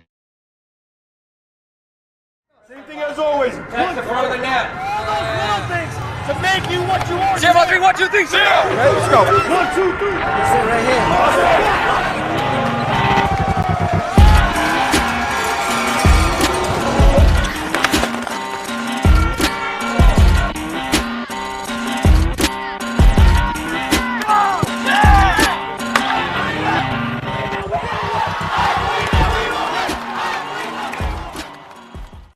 Why waste valuable time and gasoline traveling around when you can enjoy one-stop shopping at Goggins IGA in Randolph? Goggins is locally owned by people you know and trust at the heart of our community. Goggins offers the convenience of one-stop shopping, in-store banking, a large selection of liquors and wines, and a full-service pharmacy. At Goggins IGA, you're in, you're out, you're home. Helping people is kind of ingrained into me. I am so glad that I chose to be here. It's a really great program. Primary dental's in the heart, The instructors are super helpful. They really do set you up to be successful in the field. The new hospital simulation lab here at CMCC is a great addition. It's as close to replicating real life as you can get. We did an IV lab. With a mannequin, it's nice to get your toes wet before you jump into a clinical setting. Deep breath. CMCC is the best place to start nursing. It's challenging, but you are learning. We have a smaller size classroom, smaller ratio to instructors. It's affordable. It really provided me relief that I'm not going to accrue a lot of debt. I needed to set myself and my family up for success after. I'm going to come out of this able to actually practice as an RN in the real field. It's a wonderful opportunity. If you want to boost your energy, metabolism, and nutrition, try one of Northeast Nutrition's 85 energizing teas. Fruity, made with natural aloe, stevia, and herbal and green teas. Or have a low-carb 200 to 300 calorie shake for breakfast or lunch. Choose from over 50 flavors like Fluffernutter or Pumpkin Turtle Cheesecake. Northeast Nutrition also has customized protein iced coffees, caffeine-free options for the kiddos, and specialty drinks for athletes. Northeast Nutrition, 599 Main Avenue, Farmingdale. Follow on Facebook at Northeast Nutrition and Energy. Forensics has grown so much and it's very beneficial to the criminal justice system. I was always one of those kids that watched Forensic Files. That was something I loved. Just a science person all around, I always have been. The instructors are some of the top forensic experts in Maine. They really know what they're talking about. They've been there, done that. CMCC is very lucky to have people like this. I'm an intro to criminal justice and criminal law and report writing. It's a lot of the baseline of things I have to be knowledgeable about. I want to do crime scene photography. The forensic science program is preparing me to start thinking like what's important here, what do I need to look for like right off the bat. You never know what you're going to find.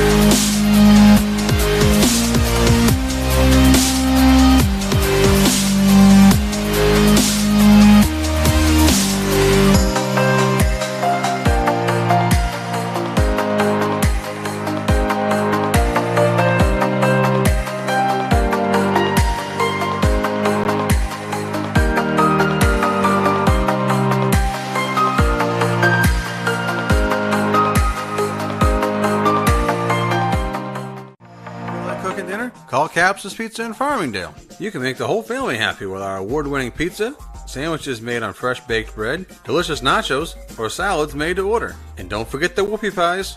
We pride ourselves on fast, friendly service and an overall experience that's better than you might expect from a pizza place. So order Capsa's tonight. Pick it up, have it delivered, or enjoy our dining room. Give us a call at 582-0522 or enjoy the convenience of online ordering at capsaspizza.com.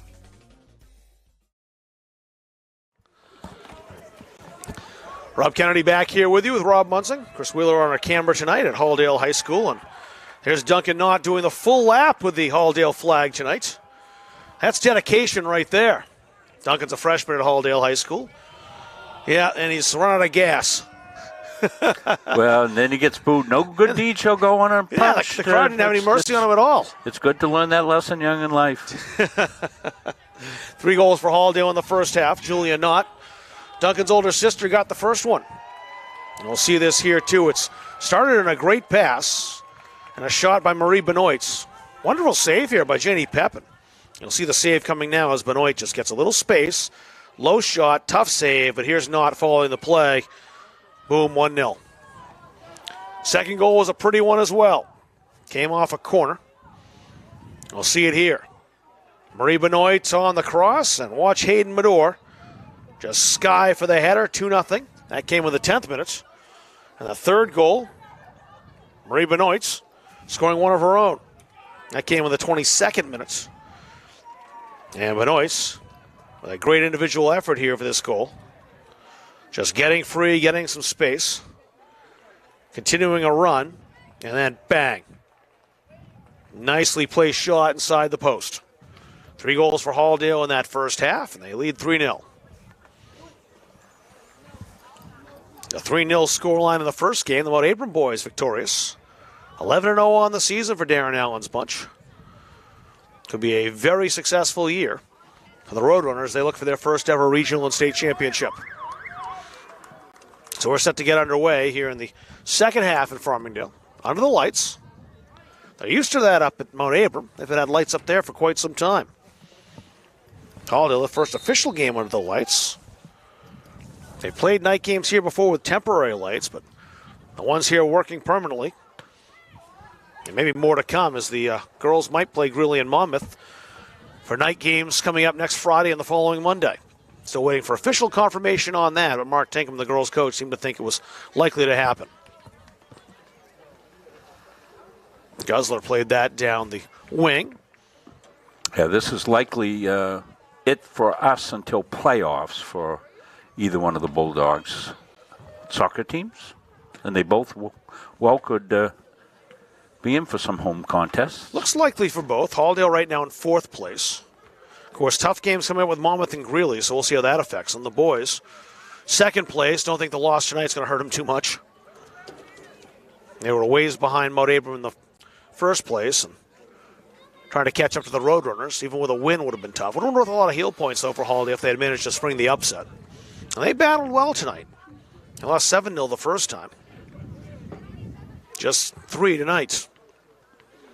And they held the Roadrunners scoreless till late in the first half. Of course, when you get behind the Mount Abram boys, trying to come back is next to impossible. Just 2 goals allowed all season. That's remarkable. They didn't count how many they've scored. They got plenty there. Zoe Sewell put that ahead. Now it's Addie Tinkham. Nice strong clear.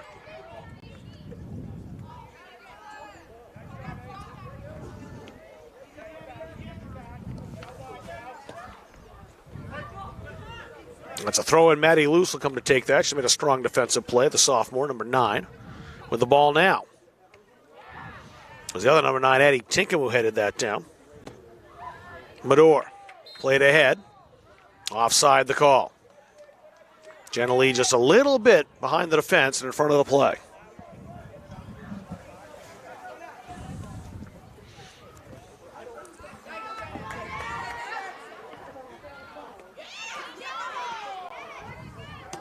Jenna Osgood over to be aggressive defensively.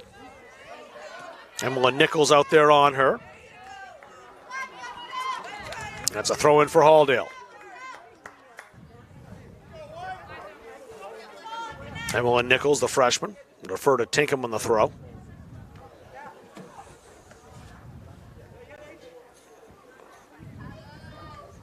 Medora played that off the shoulder. Lucy Gray with it here. Actually scratched at Julia Knott.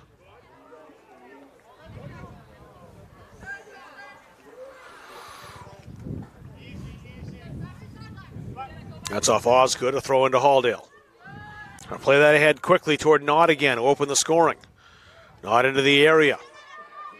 Tinkham shoots. Fired the shot, went tumbling down. She came up aggressively, got helped up by the defender. That was Maddie Luce who helped up Tinkham. And Luce had gotten to the ball first and made a very strong defensive play. Yeah, little wet field right there that Addie hit and skidded out. Referee checking on Addie Tinkham, who's okay. She's nodding her head. She's okay.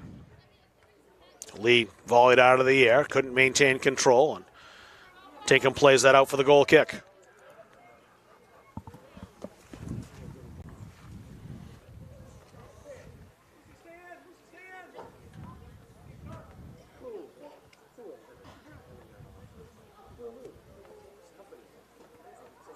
Bounces off Medor. A handball called. Didn't see that through the defender there, but the referee had a good angle on that, and a free kick to Mount Abram.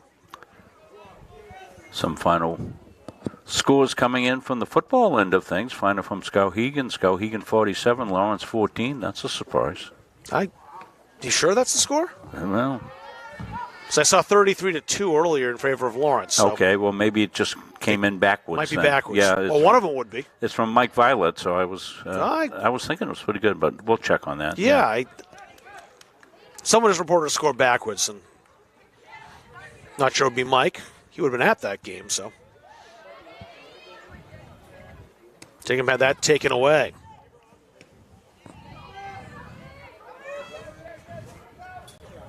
Great play by Pepin. She won the race. Just outpaced Lucy Gray. Not. Strong defense. Not wanting to foul, not getting the call there.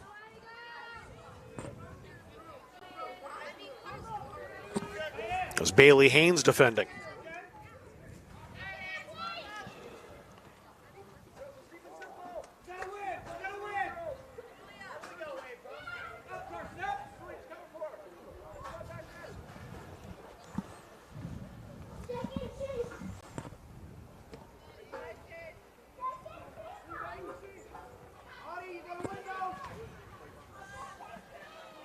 Not attacking for Halldale.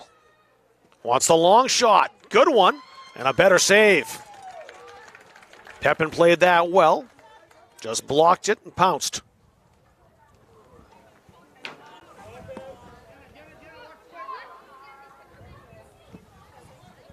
KJ Greenhalgh making the conservative play. And a sub coming in now at Abilito. Returning back in.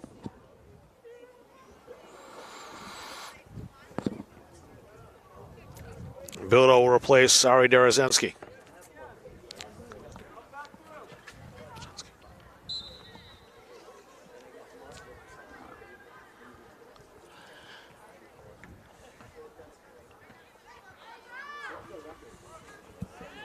Oh, nice play. Maybe something on here for the Roadrunners. They got it in the area. The last to touch it, though, was Mount Abram, so it's a goal kick. Maya Hammond's back in now. Perula Clark also entering for Halldale.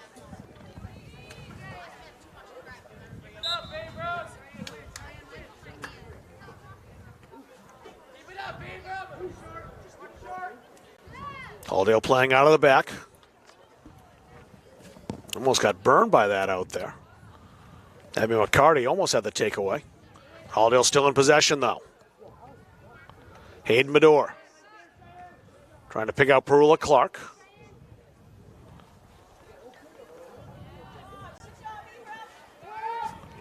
Cheyenne Allen was the defender on that play. I had to check the number when she turned around. It was indeed number 30.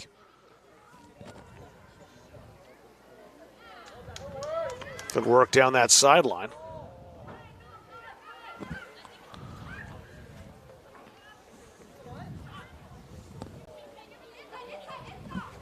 Long shot.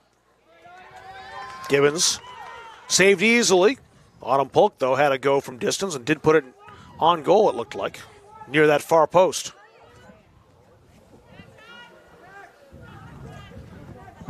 Medor might get that throw over the top. Doesn't matter, though. Offside called against number 22, Marie Benoit.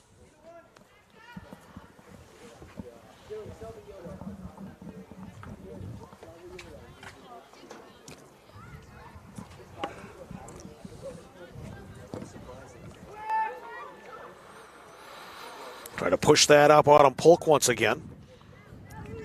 Looked to thread the needle on that pass, but it was blocked.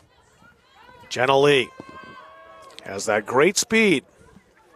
The role Becky got there, she's played a good game defensively and keeps Lee at bay.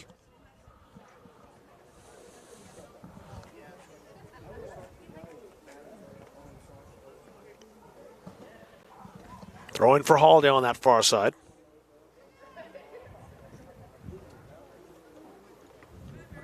Benoit into the area and cleared quickly by Mount Abram.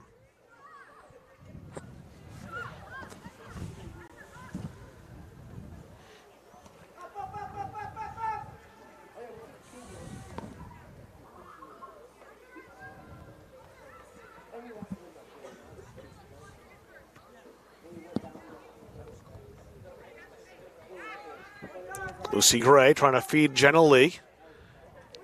Headed high in the air. Cheyenne Allen in the middle of things once again. Contreras, nice trap. Looking to thread it through to McCarty. Was blocked. They'll try it again. And again, cleared away. This time Zoe Sewell. This might turn into something for Halldale. Nope, blown back in the offside. Very close to getting all the way through to Julia Knott. And Marie Benoit there too. Actually scratched those Maya Hammond's 5. She came in and took Knott's spot.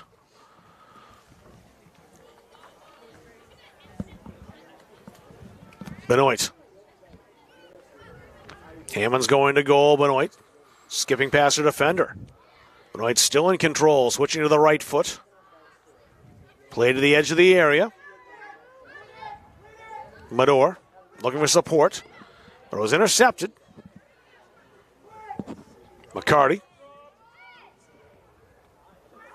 bounces down. Autumn Polk ahead. Good attack here by the Roadrunners. Oh, everyone's still pushing through. Kaylin Johnston slowed them down. Zoe Sewell heads that ahead. Mador keeps it going. Good pressure here from the Roadrunners. Robecki. She scratched that. That's not 5. It's 11. Mackenzie Contreras. Robecki's back on the back 4. She's now become a back 3.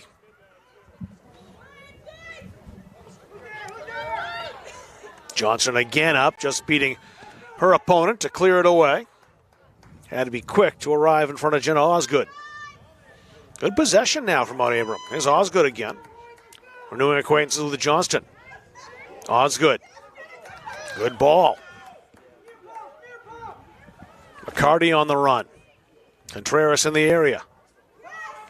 Bouncer in, and Sierra Gibbons plays it on the one hop. Mount Abram fans sounding their approval. Good spell of offense for the Roadrunners. A decent opportunity.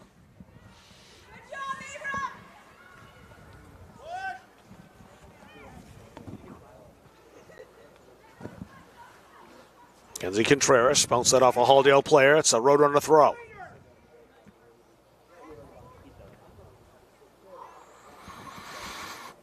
Guzzler drying the ball off.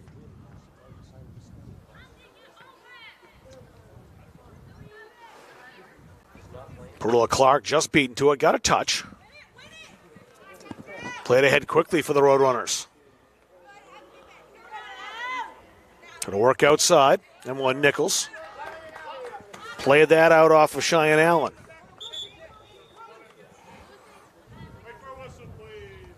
So subs coming in now, Miriam Ash, Addie Tinkham,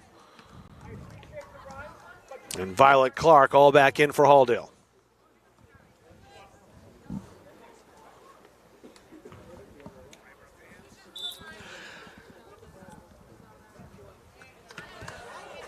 Deflected by Bailey Haynes.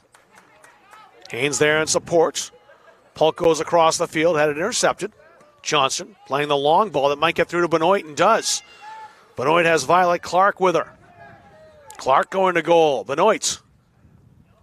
Edge of the area shooting. That's off a defender. Brave defending by Mount Abram. Let me see who that was. That was Vega Rollins, number 14, the freshman, who took a scoring opportunity away. Got it right off the side of the head. Benoit taking the corner for Halldale once again.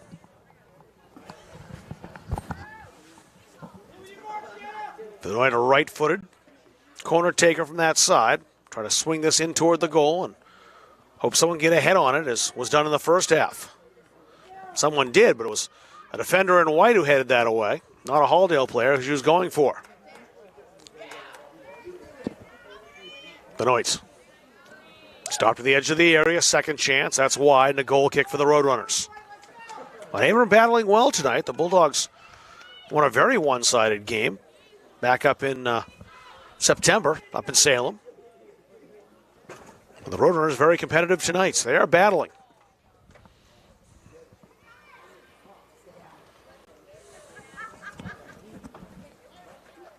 They earned the throw over on that far touchline.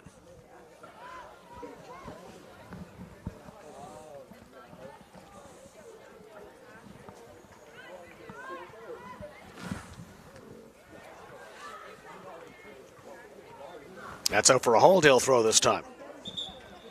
Now we got Izzy Tinkham into the game for the Bulldogs.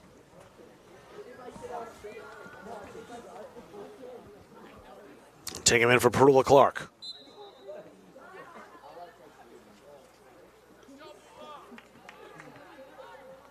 A throw in for Halldale. He'll take it quickly.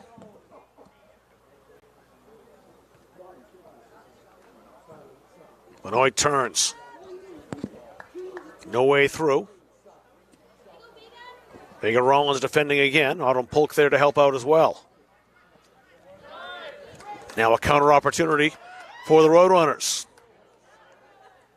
They'll love Kaylin Johnston, though. Sewell played it away. Toward Maya Hammonds. Won't get there, though. It was Bailey Haynes again, taking the opportunity away from the Halldale freshman. Hammonds another chance. Works outside. Haynes right there with her. Hammonds trying to get by. Square ball just outside. Long shot coming. Would have been wide, and Pepin took no chances anyway, as Hayden Medora had to go. 16 minutes into the second half. All the goals back in the first. Halldale's own possession of this game. But Abram has not made it easy on the Bulldogs at all, the defending MVC champs the last couple of years. Beat Oak Hill 2 years ago, defeated Monmouth last year. Mador. Oh, Haynes made sure that ball didn't get through to Hammonds. Caitlin Johnson doing the same thing. Down to the other end for Halldale. Izzy Tinkham has some space now after beating a defender. Delayed a bit on the ball. Needed to get rid of that faster, and she's forced back. Johnston. Johnson defending. Roadrunners work it by her. There's Zoe Sewell. She arrived just in front of Abby McCarty.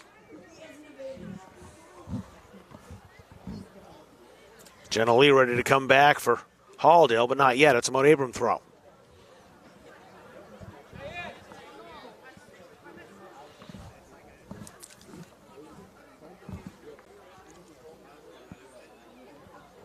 Guzzler taking the throw again.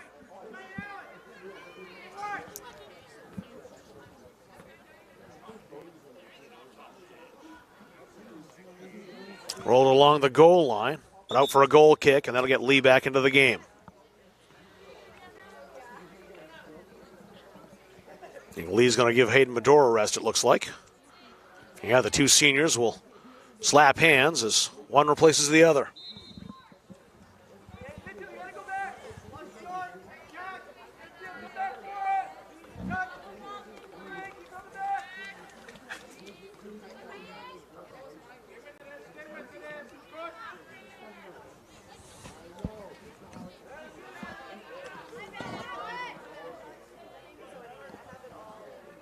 Ball on the midfield now, and Lee just on. Playing toward Benoit, had to slow down for it. She was looking to play Lucy Gray through. She scratched, that was Violet Clark, 17. Not Gray. McCarty down that wing. Kept it alive. Contreras. Good ball into the area. The Bulldogs played that well. It was Miriam Ash who was right there with Jenna Osgood.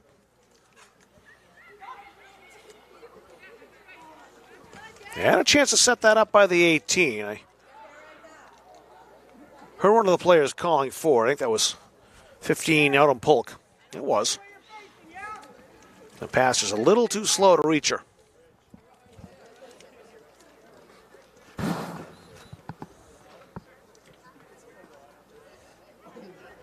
Roadrunners looking to attack once again.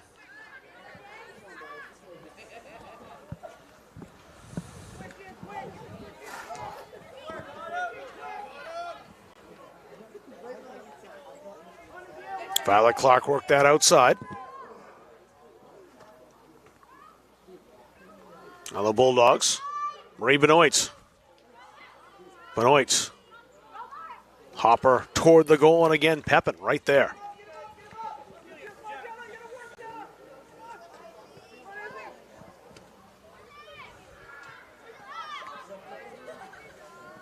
Might get through to McCarty, and it did. McCarty looking for options.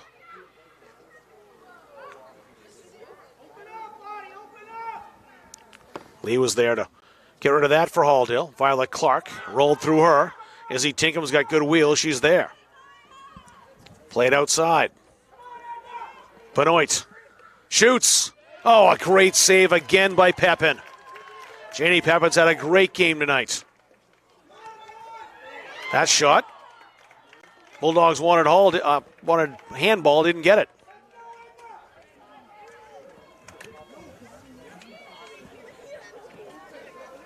Ash played that. Johnston with a head now. And collision on that far side, and a free kick awarded. I mean, McCarty was felled, and Roadrunners get the free kick. McCarty will take it.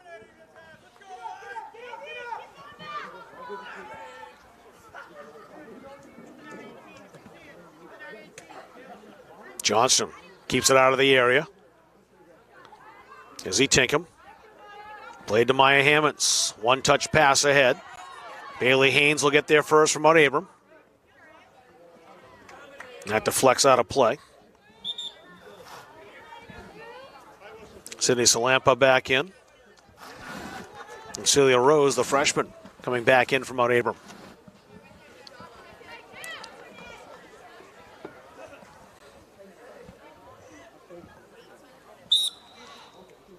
Ash with the throw for Halldale. Haynes headed it right back to Miriam Ash. Izzy Tinkham. Through ball was cut out. Tinkham has it again. Played into the area. It might spin here for an opportunity. Benoit couldn't catch up, and Pepin always alert inside that area. She's really owned her box tonight.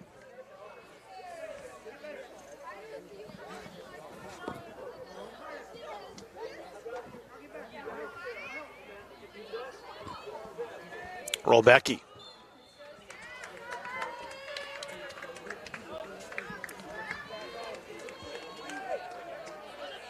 And it was in the air. This will be a PK. Waiting to see where that foul was. The referee stops the clock with 17:44 to go, and it's a penalty kick for Halldale.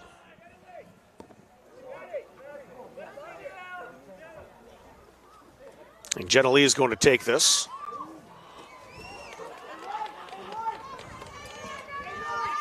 So Jenna Lee, a chance to score on senior night.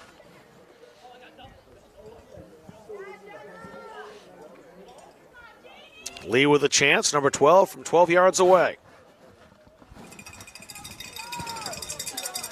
Not going to be easy to beat Janie Pepin, though, who's had a good night despite conceding 3 goals. None really her fault at all. This wouldn't be either if Lee can put it away. It's saved and cleared. Once again, Janie Pepin comes up big from Mount Abram and gets help from her defenders who clear it away. Said it wasn't going to be easy, and I was proven right.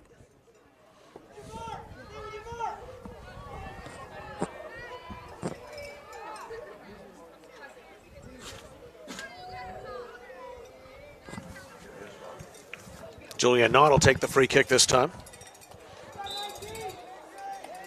Yep, the palms, the post, and the clear. Now the corner, Julia Knott will take one more. Pepin just got just enough of that Lee free kick, penalty kick, to keep it out.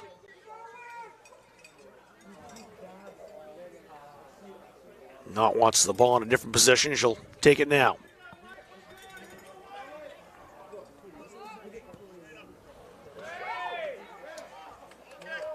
A goal kick this time, as that was a tough angle to put on frame, and the Roadrunners escape. They save the penalty, they offend 2 corners, and they get a chance for the goal kick.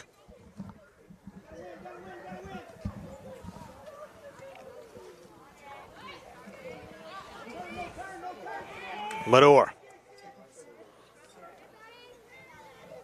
Headed down toward Lee, and Lee had to duck out of the way. And good thing, too, that was a cannon blaster right at her.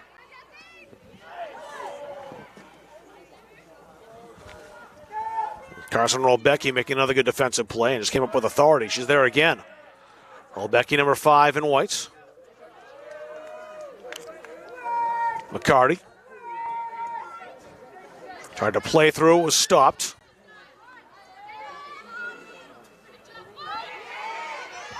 Izzy Tinkham bouncing off a challenge. Played out toward Julia Knott again to open the scoring. Knott battling right there on the goal line. Wins the corner.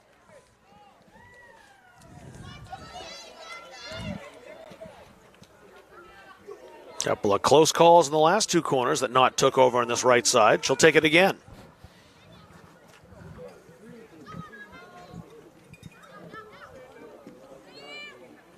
Ball bouncing in the area. A shot. Tough angle. Tough play on the wet grass for KJ Greenhalgh, but she gave it a shot anyway. Couldn't put it on targets. There's Lucy Gray back in.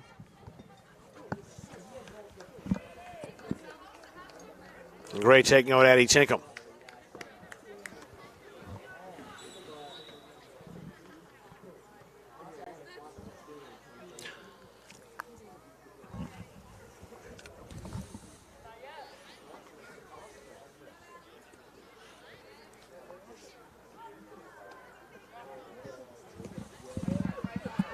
A chance on that left flank now for Halldale if they can get free and clear. A foul called on the Bulldogs. I'll check and see if that's Fiona Breslin who snuck in on me. If number 19 is out there, that's who it was. Number 19, the freshman. Didn't see her enter the game, but she's out there now on that far side in the left wing. Breslin again. Played square, no one there in black though.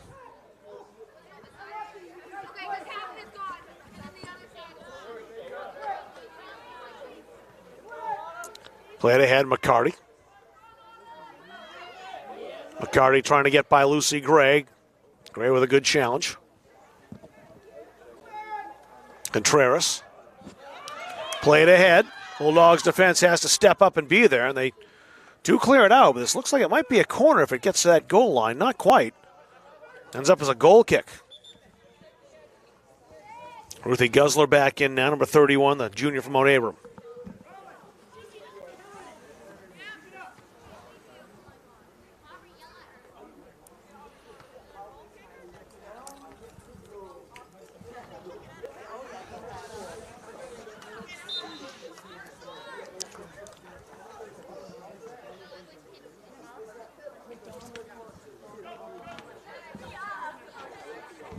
Under 13 to go. The Bulldogs again playing that short goal kick, trying to work it out from the back. Not with a heavy touch on that, lost possession. May get it back now, though. It's played out to Knott from Jenna Lee. Lee with it here. Defender slipped. Lee runs on by.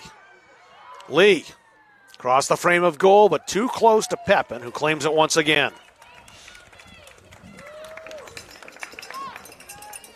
At the end of the game, we name a Caps's Pizza player of the game, and it's always a Halldale player, win or lose, because the winner wins one free 10-inch one-topping pizza to Caps's Pizza, which probably wouldn't do Janie Pepin much good living up in the Mount Abram area, but she would be my pick so far tonight. She's been very, very good in the Mount Abram goal. Long way to go for a pizza, however. She cashed it in at Waterville, I think. Well, they do deliver. I'm not sure they deliver to Salem. No, I don't think Mass so. or Maine. No. Or New Hampshire, for that matter. Certainly not Oregon. Yeah, Salem's one of those ubiquitous town cities, right? Oh, it's like very... every state probably has a Salem. A lot do. Salem, Oregon was named for Sure. Salem, Mass, though, by Methodists who came out there in the 1800s from New England. The whole state of Oregon is all pretty much East Coast names for that reason.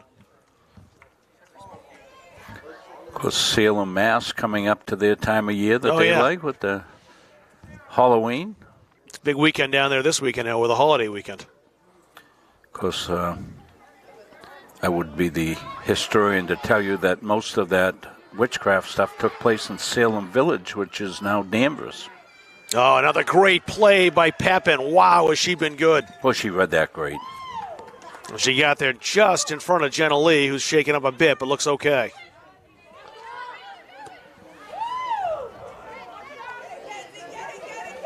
Jesse Willie went up to make the stop. Good hustle by Contreras, just ran out of space on the touch line. Numerous changes in. Kaylin Johnson back in. And Nichols will return to the game for Halldale. So a change from Mount Abram as well. Catch the number.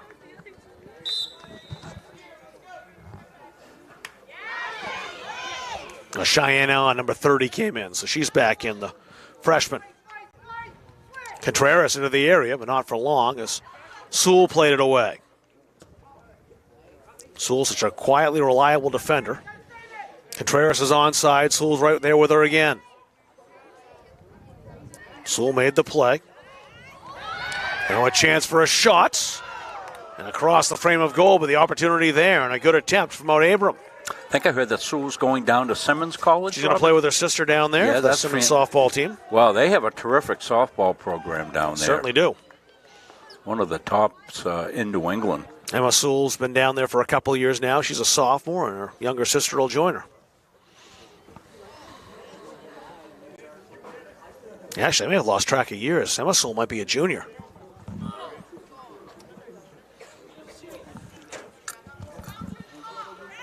Yeah, she would be, as Emma Sewell was in that first Halldale championship team. Has always been on all three.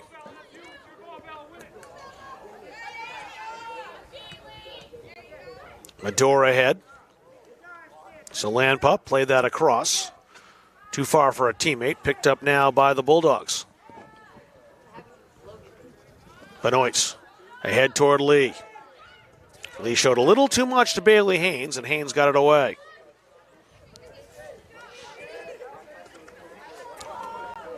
Los Alento was beaten to it. She's colliding with Bailey Haynes. She's down. Halldale will get the free kick here.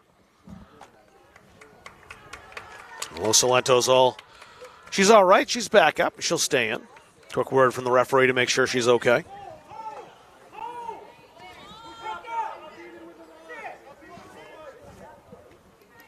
See Eddie Tinkham come in just a moment. Hayden Medora is going to take this free kick for Halldale. Probably too far away to shoot, actually. Certainly too far away to shoot. So let's say they have drawn up.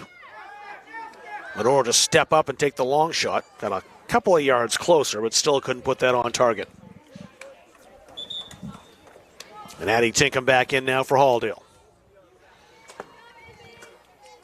Tinkham, another MVC All-Star last year. Zoe Sewell was All-Conference. Jenna Lee, honorable mention. Hayden Medora was All-Conference as well. And, of course, Marie Benoist was the Conference Player of the Year in 2022. And she has a goal and an assist tonight.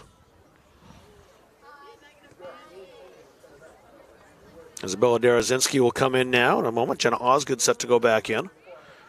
And Harry Derazinski as well.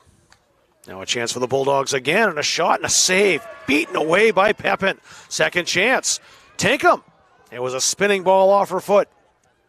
Down low. Saved by Pepin again. What a great night the junior keeper from Mount Abram has had tonight here in Farmingdale. You will be saying saved by Pepin in your sleep tonight, probably Mr. will be. Kennedy. It's been the story of the game tonight.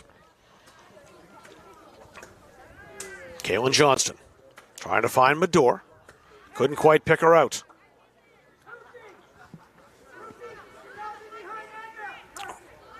Medora stepped around a defender. Here comes Hayden Medora. Rolled it past Lee. It was stopped right there. And played away by Mount Abram. That was Rolbecki again on the play. And a free kick now after the Halldale foul to Mount Abram. 7 minutes to go. And a fourth sub now. About to come on from Mount Abram as Opal Mitchell is up. It's a long kick and pounded away by Sewell. Not easy to get one past her. Now subs in. Bailey Haynes wanted to take that quickly and is not able to.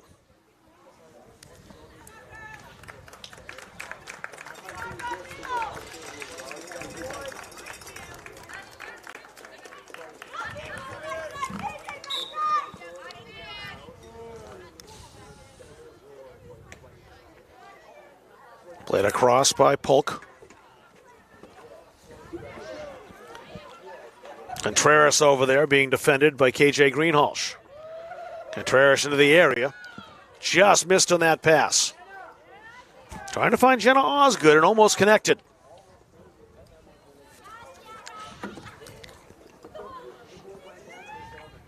Sierra Gibbons will punt this away for Halldale. There it is. Can it get through to Jenna Lee? Played outside. Now into the area, an opportunity for Locolento.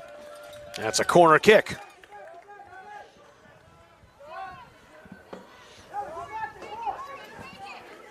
Julia Knott trying to come back in the game for Halldale. She'll come in now.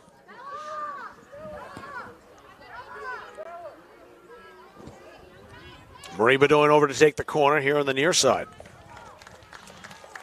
Locolento gets a nice hand coming out. Productive minutes for the senior.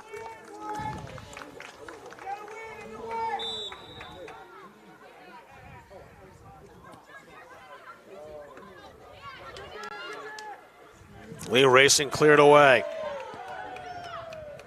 So the battling Mount Abram team tonight is that one got through and almost snuck in the far post. Mount Abram's played bend but don't break here in the second half. They haven't conceded a goal in the first 35 minutes of the second half. All three Halldale goals came in the first half. 2 in the first 10 minutes. Just 1 since by Marie Benoit. That's been it.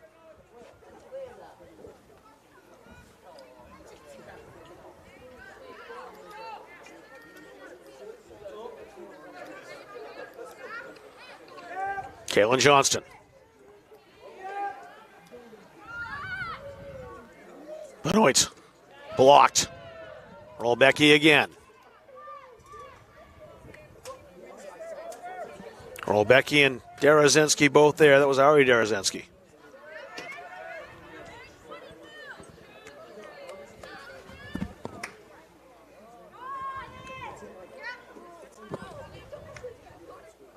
Bulldogs pressing here, trying to find a fourth. There's a shot. No problem at all for Pepin. Easy one for her.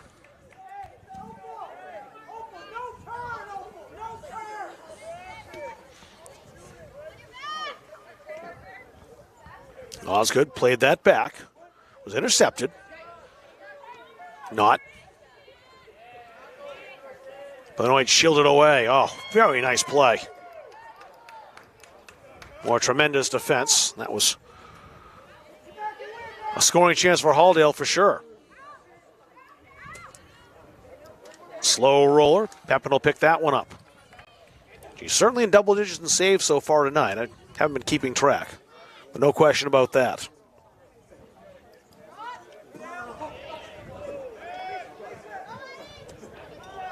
Addie Tinkham played that ahead. Julia Knott. Square ball looking for Benoit. It was broken up. Osgood pounds that away. Caitlin Johnston will get to it first. I think anyway. He's got company over there. She's joined quickly by Isabella Darazinski.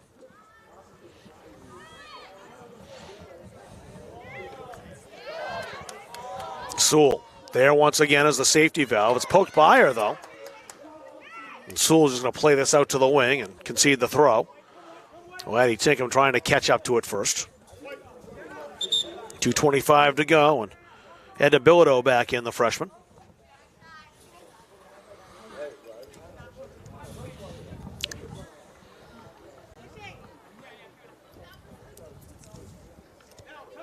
Ari Darazinski taking the throw from Mount Abram.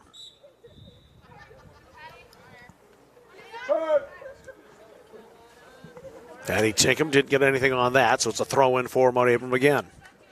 Darazinski again. Tinkham got more on that one. Darazinski kept it in play. Jenna Osgood. That may get out of play. We'll see. The ball's slowing down. Sewell play that off a Mount Abram player, Contreras. A throw-in for Halldale. No, it's not. Looked like that went off Contreras. One of those times we have a better view than the official does. Doesn't happen too often, but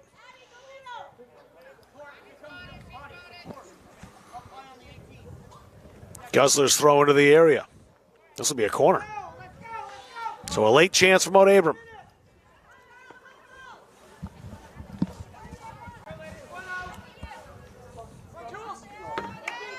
They do need a corner taker, though. No one's there to take it right now.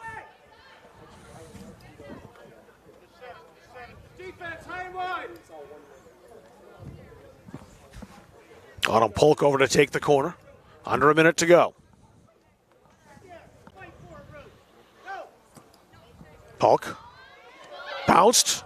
Cleared away. They'll do it again. Oh, that was dangerous. Mount Abram deserves one here. The way they've battled, the way they've defended, and the way their keepers played, they kind of would deserve one. Halldale deserved one in the boys' game as well. Didn't get one. Might be the same fate for the Roadrunners here. They only have 24 seconds to go, and Halldale has the throw. Addie Tinkham in no particular hurry.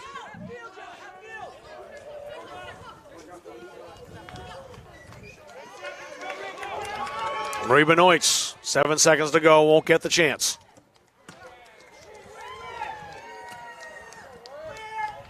That'll do it. 3-0 the final score. Halldale with a win tonight. Okay. Hand out a couple of awards. We take a break and do that? Yes. Let's do that, and we'll come back with the Northeast Nutrition and Energy High Energy Player of the Game, the Captain's Pizza Player of the Game. We'll have that for you right after this on Munzing Media.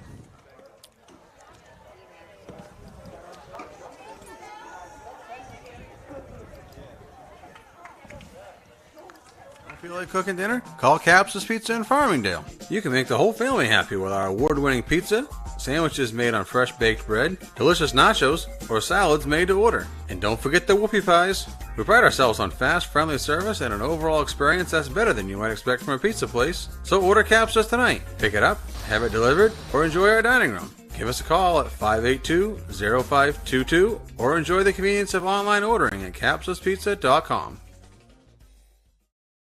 If you want to boost your energy, metabolism, and nutrition, try one of Northeast Nutrition's 85 energizing teas. Fruity, made with natural aloe, stevia, and herbal and green teas. Or have a low-carb 200 to 300 calorie shake for breakfast or lunch. Choose from over 50 flavors like Fluffernutter or Pumpkin Turtle Cheesecake. Northeast Nutrition also has customized protein iced coffees, caffeine-free options for the kiddos, and specialty drinks for athletes. Northeast Nutrition, 599 Main Avenue, Farmingdale. Follow on Facebook at Northeast Nutrition and Energy. Rob Kennedy, Rob Munzing, Chris Wheeler back here with you one more time at Halldale High School. The Bulldogs 3-0 winners over Mount Abram. Time to hand out some awards as we do after every single game. And the first one is our new Northeast Nutrition and Energy High Energy Player of the Game. And it goes to a senior tonight who has plenty of energy. Played, I think, the full 90 minutes tonight, or 80 minutes, I should say. And that's Zoe Sewell. Sewell, the stopper, one of the defenders for the Bulldogs, number 13.